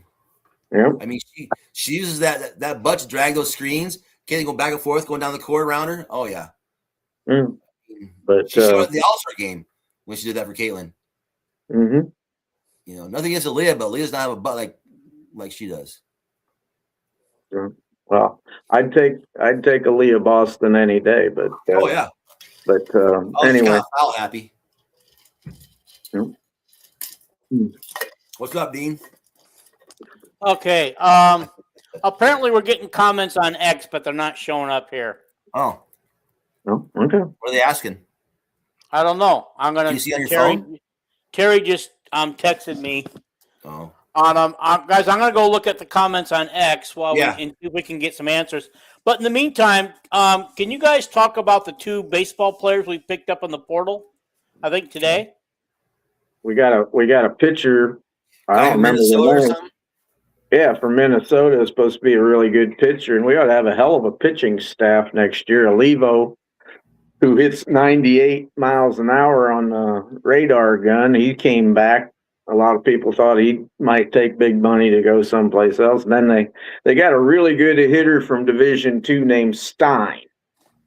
Okay. And I think he's might be a multi-positional player that might be able to play outfield, third base or something. But I'm not up to par on these baseball guys. Yeah. I just shared to Dean when they committed because I'm not that big, but that Stein guy, he might have been the top hitter in Division II or something, 467 average or something like that. But somebody on 3 says, yeah, he's a Division II. And I go, well, so's Ben McCollum. I think we'll take him, so. Yeah, Freddie Jackson was Division III from Co. I don't know. Buffalo. Is Co Division III? Yeah. Well, that was what I was recruited to then. Yeah. One thing I wanted to point out is my favorite running back is visiting this week, Keon Thomas. Okay. From the famous high school in near Indianapolis. Warrenville? Is it Warrenville? I don't know. Warrenville, I think it's Ohio. But anyway, he's 5'11", 200 pounds. And he's down to Cincinnati, pretty much Cincinnati, Illinois, and Iowa. Okay. Cincinnati is a school that was in on him from the very beginning, and he's a guy with really great speed. And 5'11", 200, he could, Yeah. In 2 years, he could be 215 or 218 and be that fast guy that can run between the tackles and outside and everything. So I'm looking forward to his hopefully commitment by the May the 1st of July. What'd you find out, Dean? I went there and I did not see any comments. Oh. So I'm asking Terry now about it. Mm-hmm. Did you guys ever get figured out how to go the audio way? Yeah. What happened? It's a long story. Is Dean a cheapskate? He's not a cheapskate. It's just the situation he's in does not allow for it to happen because there's too many users filling up the bin, shall we say? Yeah. Okay. I read your little comment back and forth about that it might cost $75 a month. Although I may at some point in time, Dean, if you don't mind, PC Anywhere to your computer and try and find so you can find a hidden folder for files. It might be there. I'm not sure, but my gut says check it out. Yeah, your gut says check it out. I don't see it, but hopefully. Do you know how to search for hidden folders? All right. All right. Okay. Okay. We'll talk about it. Yeah. Or a possibility, Dean. Let Rick set it up. Okay. And he can give you the password to it. Yeah. Just for the record, for the record, everybody knows that we are working on going audio as soon as possible. Yeah. Okay. I just wanted to know. Because I share StreamYard with about 100 other people. This particular network that we're in, that network that we're in, and let me explain it real quick. There are no place for recording anything left on StreamYard. It's completely full. I'm probably going to ask the president of the network to see if he can go in and delete some of those recordings so that we can get some on there. And I think it would be really cool that once it got recorded, that it got removed right away as soon as you use it for what you want to. I'm gonna talk to the Chinese government, and I'm gonna get us in. Once you upload the file, you're good to go. Just delete it. The other thing I thought about doing was getting rid of my headsets and talking to you guys like you're talking to me, so that everybody can hear you, and go ahead and record this directly to Spotify while we're talking. Yeah, I've done that. I did that when I was with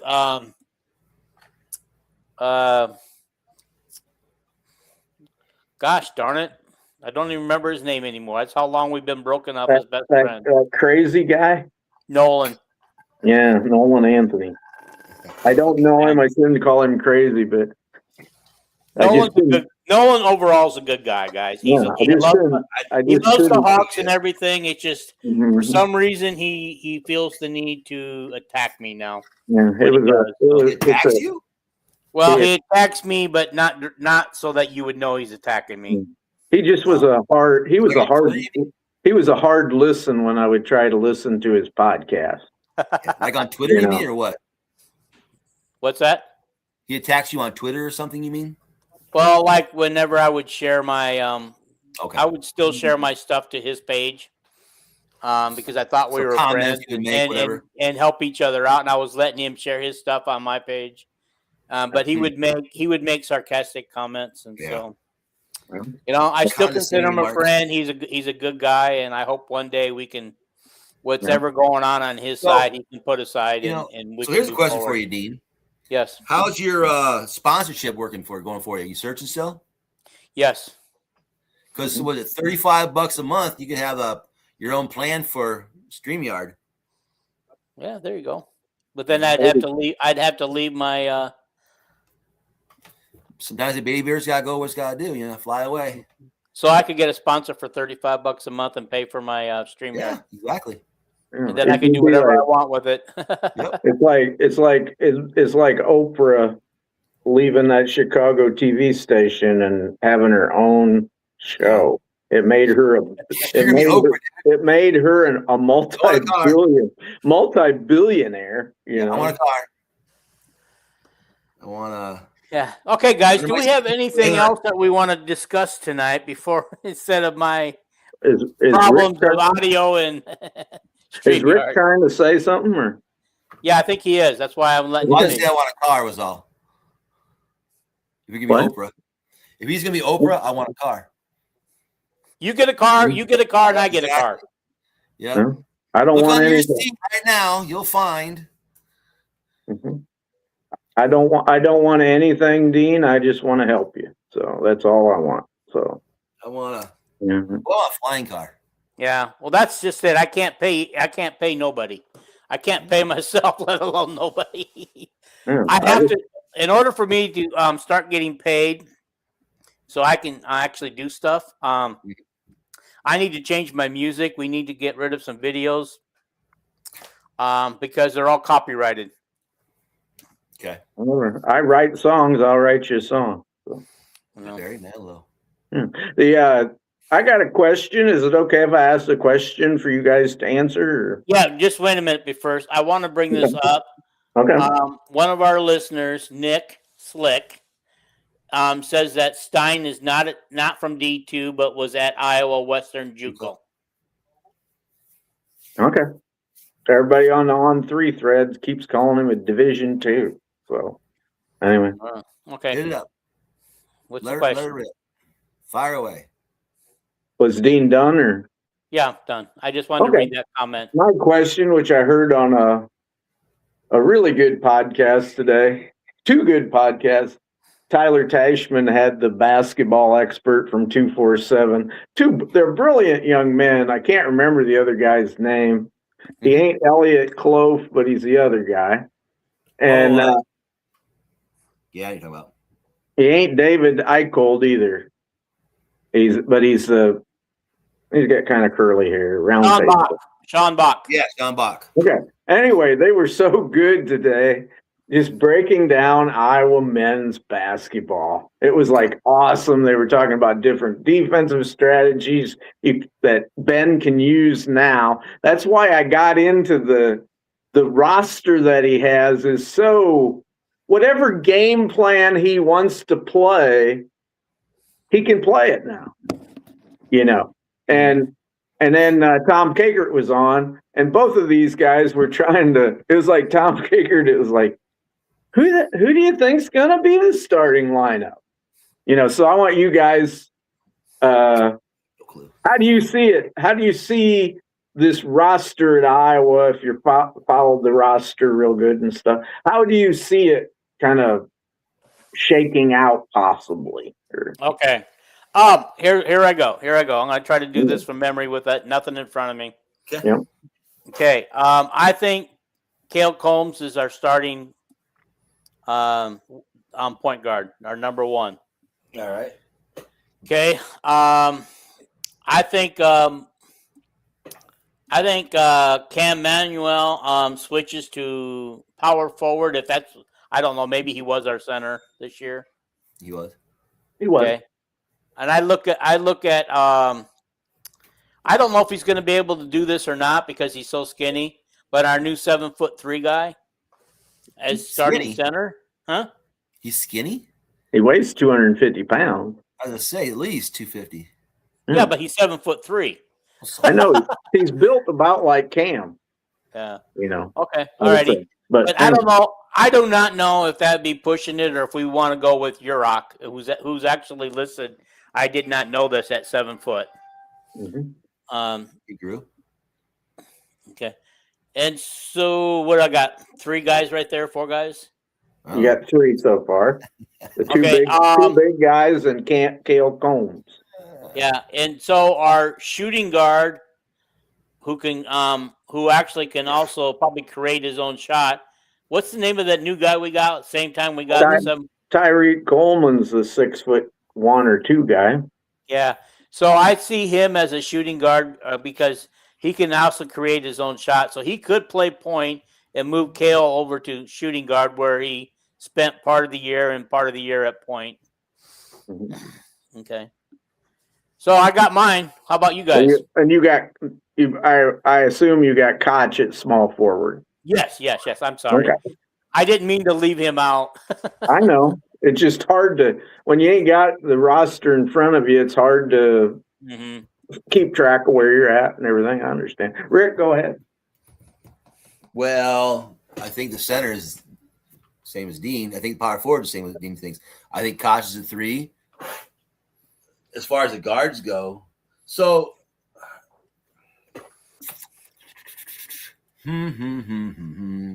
Sanderson, or I say Kale, yeah. For experience, who's the guard? Who's the kid from Kentucky? Was it? Or, yeah, who was Trey Thompson was from Tennessee. I think he's gonna get a chance to play this year. I think he's gonna be a freak. I think he'll come off the bench. I think he comes off the bench and plays a role, much like Urok and Sage did this year. And honestly, I left Sage out at the bench. I think that guy deserves to start too. But so Rick, where did you have Thompson? At what position then on your probably team? the shooting guard. Okay. Well, although not a shooting guard, as a wing. Let's put it that way. I think he'd be more like a wing. Coach Ben loves to play a lot of tall wings. Yeah, so. I just think. I mean, I don't know. I've read some things, I heard some things, but he's got to be better than the kid from the transfer from UNI. He's got to be better than that. And I've heard he's really good. I mean, they say he's really working on his game, and he's really damn good. So if that's the truth, he was a borderline 4 or 5-star player coming out of high school. Is that correct? How many 4 or 5-star players on Iowa's roster right now? I don't know. I don't know. Couple. One if you're talking out of high school, like Koch might have been a 4-star. Okay. That's about Ethan Harris, the 6'9" guard from Washington. The red-haired kid is a borderline 4-star too, I guess. Okay. So they're not exactly loaded and sort of deep as far as the high-end prospects go. So if this guy is legit, he should play a substantial amount of minutes, I would think, this year. If he's as good as I've heard he is. I've heard Ben say he's good. Who are you talking about? Trey Thompson, is that his name? Trey Thompson. Oh yeah. He said in practice last year during the season he was averaging 43% on threes, and he said he just don't miss.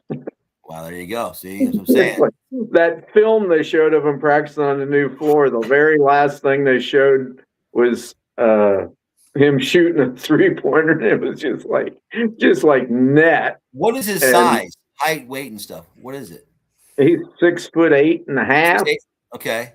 Probably up to 215 or 20 now. Now the kid. Maybe we could use him at point guard with that size, because remember Magic was that size and he was point guard. Never know. Anyway, go ahead. I heard at one point in time, who was the kid from Duke who went on to play at Dallas? He was a freshman of the year 2 years ago. Went to Dallas this last year. I think my rookie of the year. You remember his name? Oh, I know who you're talking about, but I had heard that this Trey Thompson kid was the poor man's version of that. Oh, I don't know. And what's a poor man's version of? What's a poor man version of a superstar who stayed 1 year in college and is now playing in the NBA? It's an all Big Ten player eventually. Yeah, probably. Okay. The reason I asked this question because I cannot answer it. Yeah, I mean, it's like there's too many pieces. Yeah, the way Tom Kakert answered it was, I think he will start every game with his experienced returnees that are great at defense, like Manyow and Combs and Tavian Banks. He said Tavian Banks may be more of a small forward this year. I don't know. That's what Tom was saying. But I just can't figure it out. It's like you talk about 4 or 5 stars, Tate Sage was a nothing in high school, but I picture him as a 5-star now. The NBA scouts think he is going to be a hell of an NBA player. And Ben starts talking about him he can play point guard. And then this week they asked Tate about playing point guard, and he goes, I played point guard all through high school and in AAU. And it's like, what? So, I think there's so many options of what Ben has, and he's such a great coach that I'm just so excited. I think we'll be way better than last year. I really do. But anyway. Well, okay. First of all, you're the only one of the three of us that actually included Banks, because until somebody says he's coming back, I'm not including him as part of the team. Well, Cakert's the guy that included him today, and he said Banks is such a great perimeter defensive player, and you know that Ben McCollum, the first thing he wants on the court is defense, especially at the start of the game. Probably through the whole game, but well, here's the question: is weak at defense. What's that? Who on the team is weak at defense? Trey Thompson was last year. Well, that's why he didn't play. That's why he didn't play at the start of the season. Then he got sick anyway. But we'll wait to see what he does on the. But the answer last year, the worst defensive player was Trevor Urach. But he has obviously lost a lot of weight. If you've seen him practicing, and he's grown to.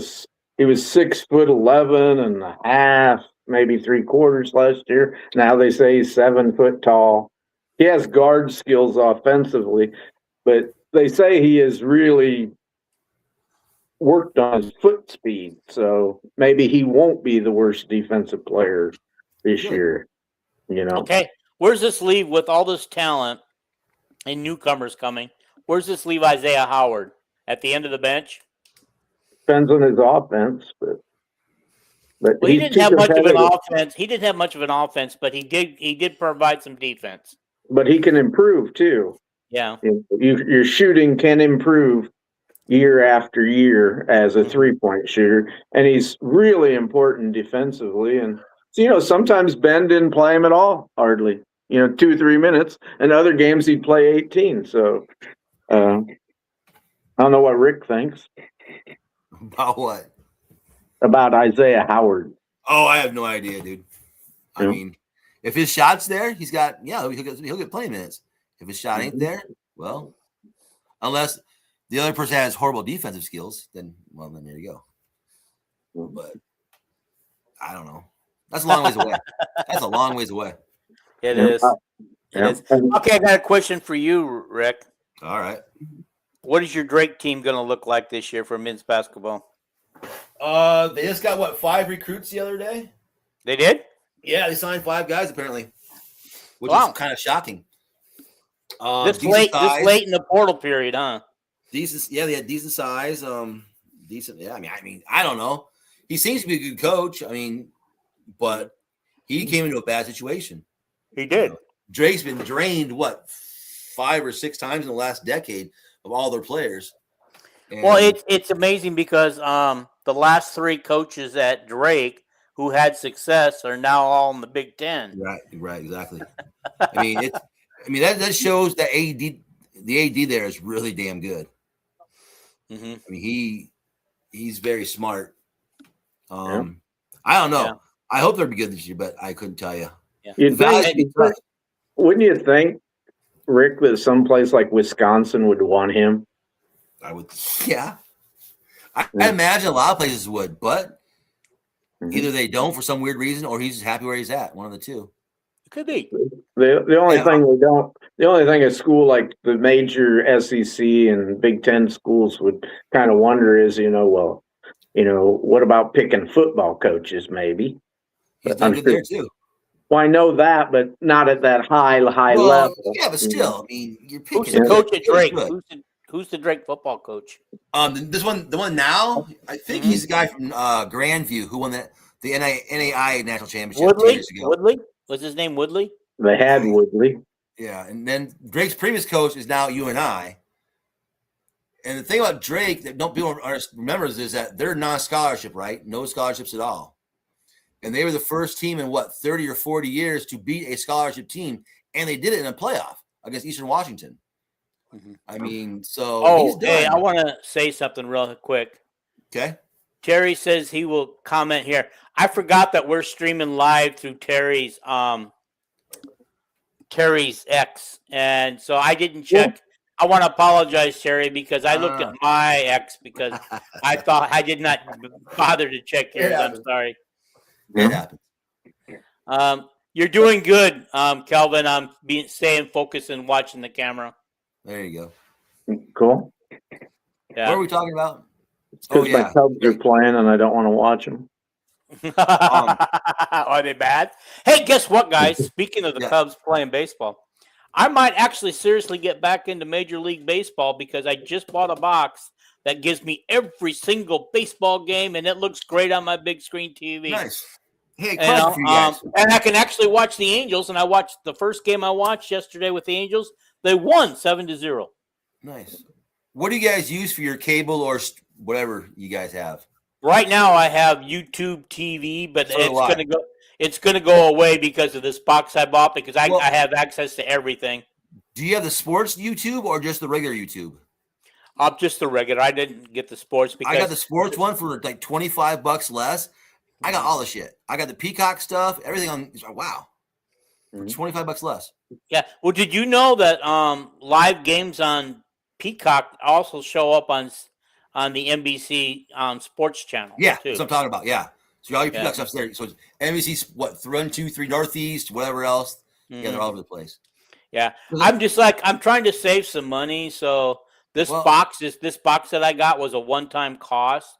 Yeah. And it'll pay for itself in about 2 months after I get rid of because I can stream Hulu, Amazon, so I can quit paying for those. I can quit paying for YouTube TV because $88 a month when it started out at $50 when I bought it. Yeah, I hated to pay for like Fox News and MSNBC. I hated that, so I canceled my YouTube TV for the longest time, and finally they got a sports plan now with none of those news channels. Hey, Dean. Oh, you don't have to have the news. Yeah, that's right. I forgot. You could. Yes. Thank God. Yeah, I forgot that you could actually do that differently now. Yeah, they don't. Yep, no longer to pay for Fox and MSNBC and CNN. Yeah, I believe that Kelvin it does not have any kind of streaming or cable, right? I have Mediacom and I have as many sports channels as you can get. I just whenever the Hawkeyes are on Peacock, I can't watch it or NBC Sports. I can't watch that, but I can get. That's the only time I have to go someplace and watch is if it's on Peacock. Yeah, I got a question, Dean. Did you buy one of them? Did you buy one of them Versi boxes or whatever it's called? Yes. Yeah. Mediacom told me. Because I pay quite a bit, $250 a month, and thank God I'm not poor, And but Mediacom told me the other day, I go, Jesus, this is getting way too high, and they took $25 off or something. But the guy told me, hey, we can sell you a Versi box, and I go, I thought they were not legal, and he goes, oh yeah, don't worry about that. They are legal. They are legal to buy the box. Yeah, I do not know about some of the programming, but I was just going to say I can also get rid of Peacock and Paramount Plus. Anyway, go ahead. But he just told me if I buy that Versi box, I can get whatever I want. I can get any channel I want. So yeah, and it doesn't cost you anything a month. So get rid of buy the Versi box and get rid of your. I'm in the Versi box. Does it cost $200? Well, how do you spell that? It was 220. It's like VERSE. Yeah. So if you Google it, it'll come right up. And they sell it at Walmart, any place. I'm just not technologically advanced. I was just scared. How will I set this up? Hey. I plugged mine in last night into my TV, and within a couple of minutes, it was up and running. And I'm not tech savvy, as you guys know. And then I don't have a smart TV. Okay. Hey, so let's get to some questions here. Boy says Jason Whitlock is reporting that Caitlin to be traded to L.A. Yeah, I don't believe that. I don't believe it. I think it's people that are just trying to get Caitlin and Kate back together. The rabbit hole goes. Dan Dockich said that Lynn Dunn and Stephanie White, who are friends of his, they're on his show quite often. Not well, Mhm. they're on there. Yeah. He said they flat out said Caitlin Clark is a diva and a pain in the ass, and they want to get rid of her. That's what he said. Yeah. Michael Thompson, Klay Thompson's dad, who played for the Lakers, I think it was, he is now saying the same thing, that they're going to trade her to the Sparks. No. Who's trading back to Indiana? There's no one to come back because the Sparks are sparse with players. Well, the Sparks would trade the 6'7" girl from Stanford back, and Yeah. maybe Kelsey Plum, but Kelsey Plum wouldn't fit. Kelsey Plum loves Caitlin, but Kelsey Plum would never. Kelsey Plum would never fit in the salary cap. So anyway, Jason Willock interviewed Michael Thompson about it, and he said, they're going, and he's one of those people who are on the raggy bandwagon. How can I create shit here and get people pissed off and whatever? I'm not saying they're shock jocks. They're clickbait. They know how to hit certain buttons on people, piss them off, get them riled up, and they'll keep watching. They're told a lie flat out. They'll keep watching it. And Whitlock, Dockich, and this Michael Thompson, I've been watching that shit. Yeah. And they'll say something like that one day. 2 days later, they'll come back with the opposite take. Yeah, exactly. Michael said that. Michael Thompson said, I think it was yesterday, oh, you just got to let Caitlin run the offense. You got to let it run like Showtime, and before that. And then all they bring up all the time, and I hate it. I shouldn't even mention it. It's like Dockich. It's like he has to use the letters LGBT, whatever the letters mafia, they call and it. Talk about lesbians and stuff. It's like, shut the F up. Yeah. Leave them it's like, hell, there's plenty of gals who like to date gals that love Caitlin. They're her best friends. Oh, yeah. Quit it. Why bring it up? Yeah, there you go. Because it creates Gary, animus between the two, and people like that animosity. It drives ratings. Yeah. Terry Walker wants to say Kelvin talks into a box and puts the mic up to his ear. I have no idea. Now, read that like you. I don't think you have a mic in your ear because you're just talking off your cell phone. I'm talking 2 feet away from my cell phone. I think Terry's on mushrooms tonight. Remember Silence of the Lambs? Oh, never mind. Yeah, I remember it. Well, remember that one dude? It puts the lotion on itself. If you read that the same way, it's kind of eerie. Anyway, no big whoop. I don't know. It's like, I don't know. I'm just sitting here talking. The only thing I reach for is this. Yeah, tonight everybody will be talking because I got a big bottle of Diet Sprite. That's a large bottle. That's what you drink all the time. Is that a 3 liter or a 2 liter? 2 liter, I think. How much you got left in that thing? They have 3s now. It's about 3/4 full. I was actually looking at the 2 liters in the grocery store today, and you know what? They look like they're smaller than 2 liters. I should read the label and see if they're actually 2 liters. Yeah, I don't care what diet pop I drink. I don't care if it's Fresca. I don't care what it is, Diet Sprite, whatever. I don't care as long as it don't have caffeine in it. I stopped in Jack in the Box, and I asked for a Fanta Orange Zero. Wow. The Jack in the Box doesn't do it anymore because Coke doesn't provide the free willy-nilly machine anymore that creates these drinks. Huh. So they're just back to a normal pop machine. Yeah. One comment that I'd like to make is, yes, everybody, it's like a month ago. I don't know if it's Rick and some of our people on here, maybe Dean might have said, is like, what are we going to talk about? This is my busiest time of the year. I got women's basketball recruiting, men's basketball recruiting. This is the biggest football recruiting time of year. Always has been June, for the last 15 years.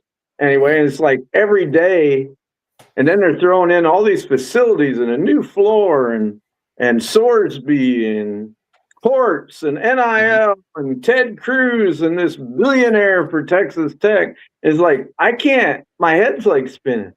Yeah. It's like, this is the busiest time of the year. Do you know how close we are to football season? 85 days. I Yeah. know. It's like, my God. In a month from now, we'll be having media days, which honestly, you never hear anything. And we'll be looking forward to PJ Fleck's speech that takes up almost the whole time, and maybe one person gets one question in. And our August deep dive. Yeah, an August deep dive. Okay, Toll House says, and I want you guys to respond to this. Since college athletes are now paid like employees, maybe they should be allowed to be traded by the coaches. Okay, first of all, okay, even if they were considered employees, they're not yet, but that's probably coming. Well, But there's a big problem with making them employees. No. Let me speak first, okay? Yeah. Okay. So, when you go to a job now, let's say you work for Hy-Vee, because everybody can relate to Hy-Vee, okay? Well, the coach doesn't like how you're performing, so he's going to trade you to Fairway for stock for a certain stocker and a stocker to be named later. Jobs don't change; they don't trade players. But players, I mean, not players, but employees do leave jobs and go elsewhere. Yeah. But that's just kind of the example I wanted to put out there. That Well, you're trading contracts. huh? You're trading contracts, not employees. Yeah. When the only places where trades of people are allowed is in pro sports, Right. where they have antitrust legislation. Yep. Mm-hmm. The problem I heard Beth Getz 2 years ago, they asked her about making it. Wouldn't it be a lot easier to make them employees and then collectively bargain and unionize? And Beth goes, well, there's one. Beth is so smart. She goes, there's one big problem with that. And they go, what? She goes, that would be fine with us major colleges that have plenty of TV money. It would add to our costs because then you have to have, what do you call it, workman's comp. If a kid breaks his leg, you might have to pay him the rest of his life a disability, which we don't now. But she said all the small Division I schools, all the Division II, Division III, they would not have sports anymore because they can't afford hardly to have sports football team now. Two different systems. She said it would cut away so many opportunities for young athletes to participate in college sports. And she says, there's no way that Iowa would vote for that. And she said, no Big Ten team would vote for that because we care about, young athletes all over the country that aren't coming to Iowa. Okay, so let's catch up on some comments. Tohal said he was just joking, but in this day and age, who knows? And then he come back with another comment. He goes, could you imagine if this would have been suggested, something like the NIL back in the 80s? We'd all be laughing. Well, there was something like the NIL in the 80s, but it was all under the table and they were cheating. Yeah. Now it's just legal. Now it's legal to do that stuff. It's like Joe Namath one time. He was talking about his recruiting and he was talking to schools, and he actually talked to Iowa, and he said Iowa was going to give me $2,000 to come, and then they never gave me the money, so I went to Alabama. Okay, Vandy Chris, welcome aboard.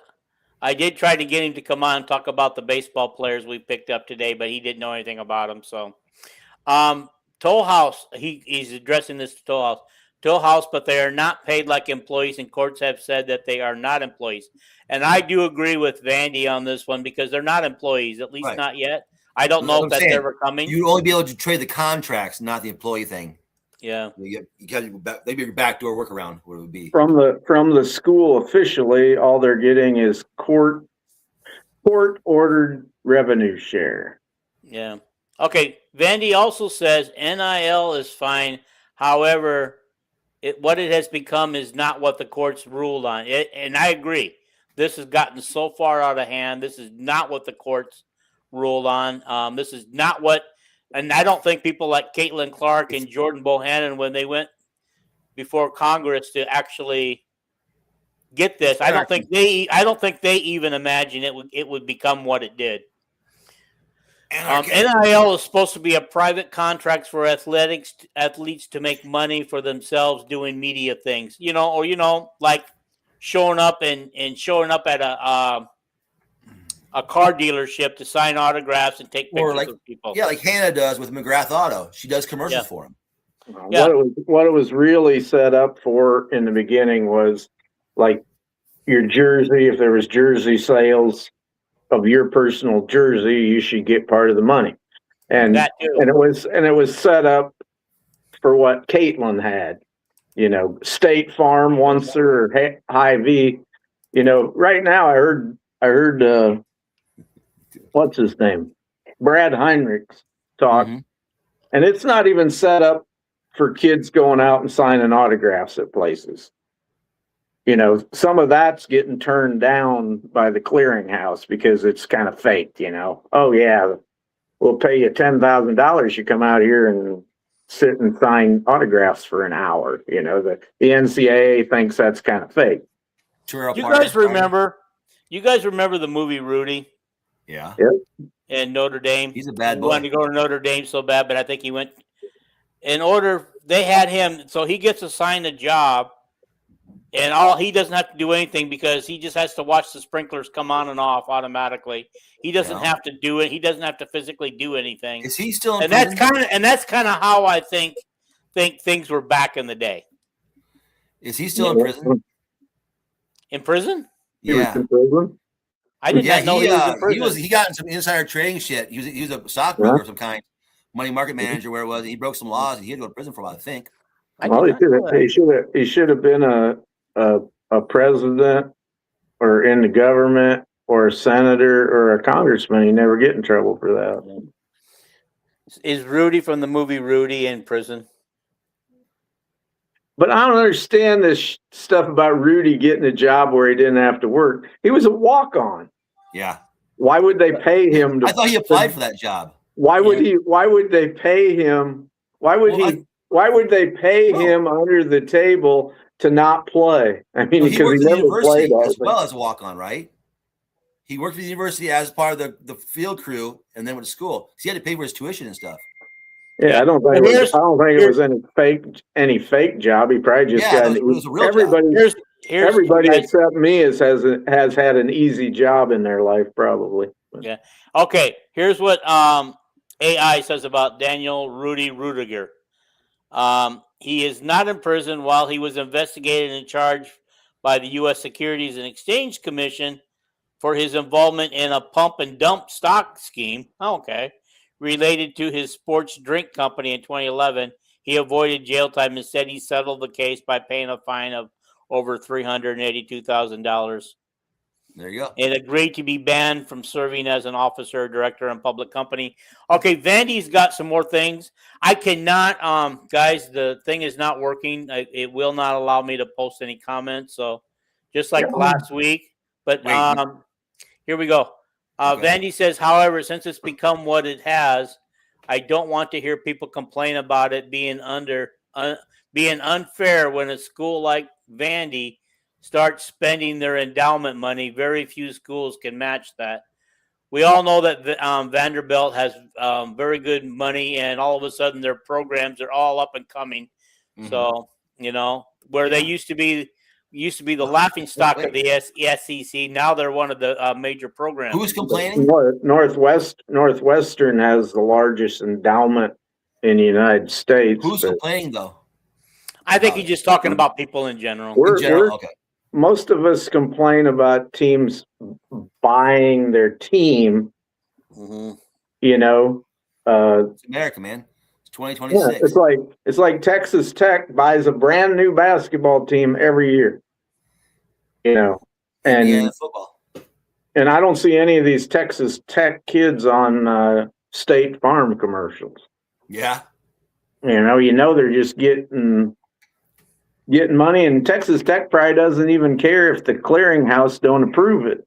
They just give the kid the money anyway and go on. But Okay. Vandy says schools without large endowments are a significant disadvantage. Toll House says something that kind of different. The worst thing I ever saw was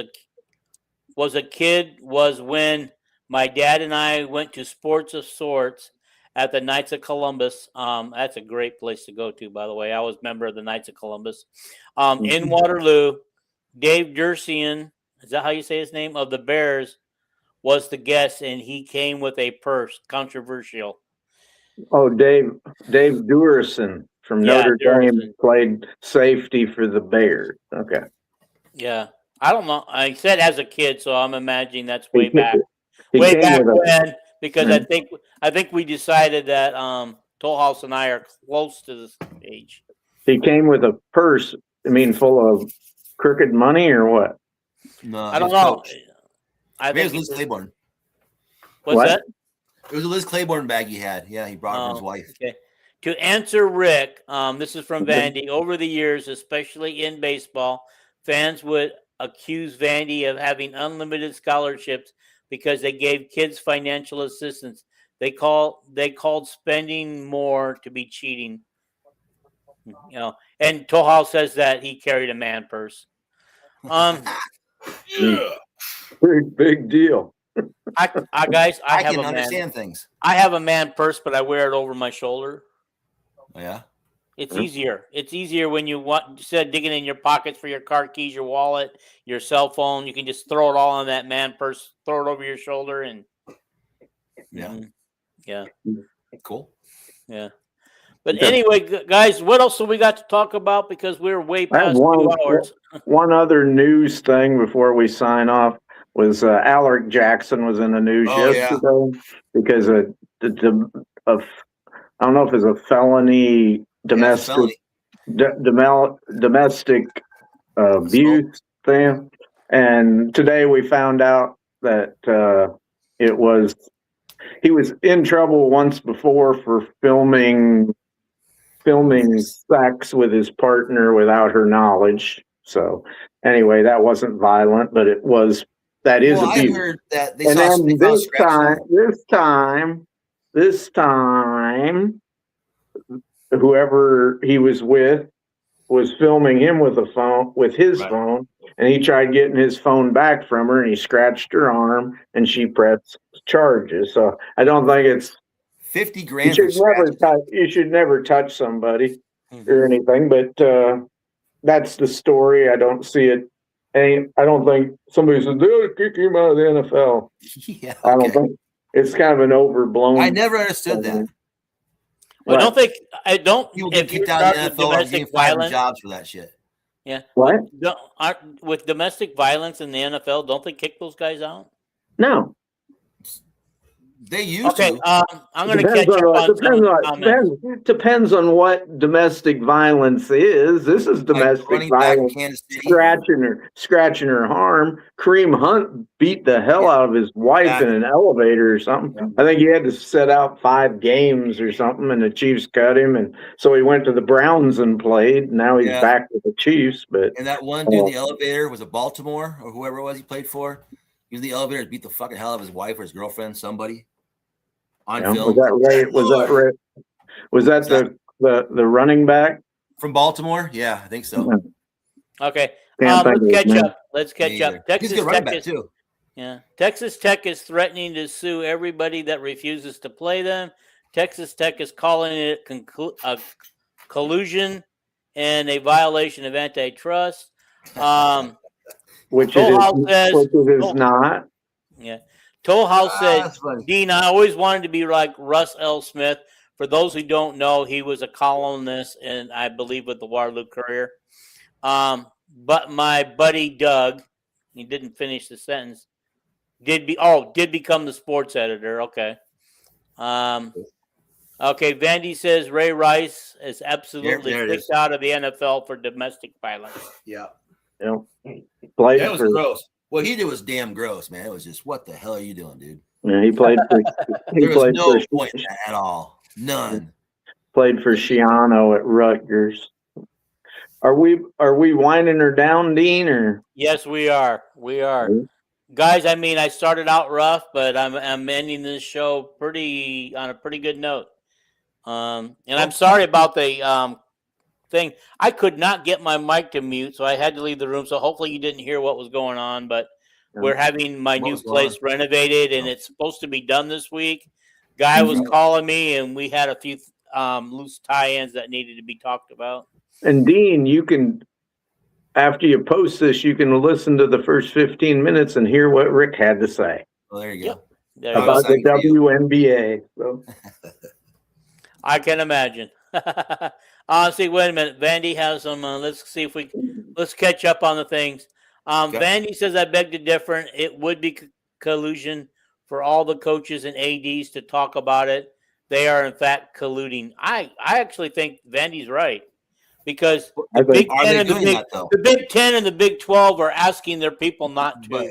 So, are they doing that? So when all the baseball owners get together and say, and talk to the commissioner, and Pete Rose is banned for gambling, that's collusion? No, that is gambling rules.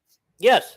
By the way, did I hear right that Pete Rose is now being allowed to be back in the Hall of? Yep. I mean, get eligible for the Hall of Fame. Did I hear that right? You never know in this day of AI if you're reading something that's actually true. I'm glad to hear that. I mean, yes, he did gamble, and he suffered enough. He suffered enough during his lifetime. I think the Veterans Committee has considered him past years, but they're not going to let him in. Guys, okay. Vandy says that Major League Baseball is covered by antitrust protection. Right. NCAA is not. Right. We can still have anti-gambling rules. As a professional sports organization, that was considered amateur. Yeah. But we weren't talking about gambling. We were talking about domestic violence. We were talking about Sorsby. He was talking about Sorsby. Oh, that's right. That's right. We were talking about Ray Rice. And we already answered that question earlier. Anytime Texas Tech goes into Kansas to play Kansas State or goes out of state, Kansas the week before the game is going to have a Kansas judge rule that he's ineligible, just like the Texas judge did, and he ain't going to play.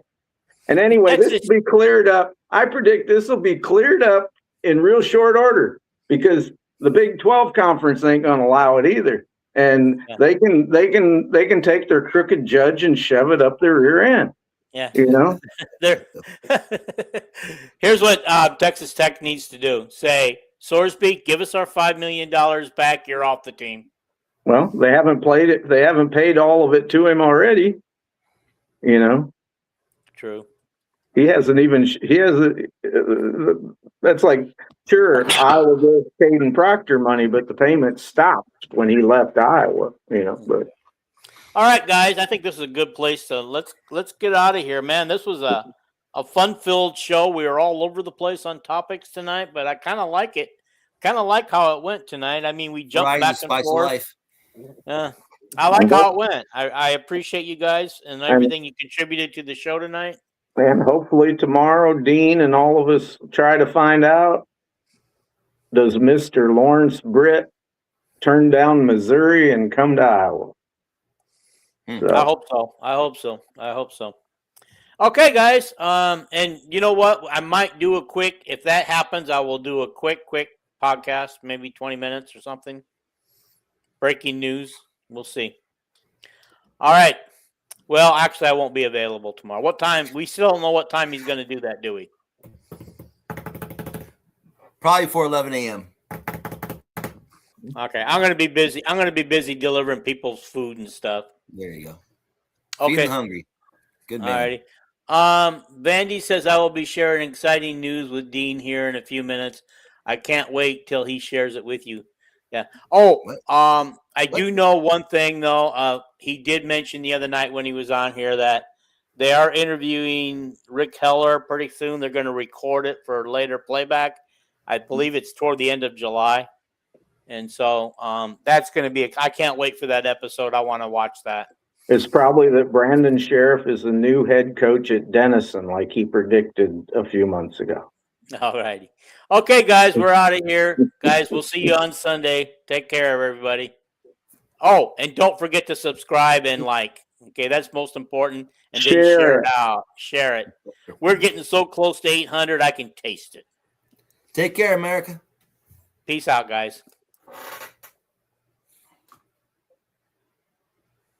Spotify.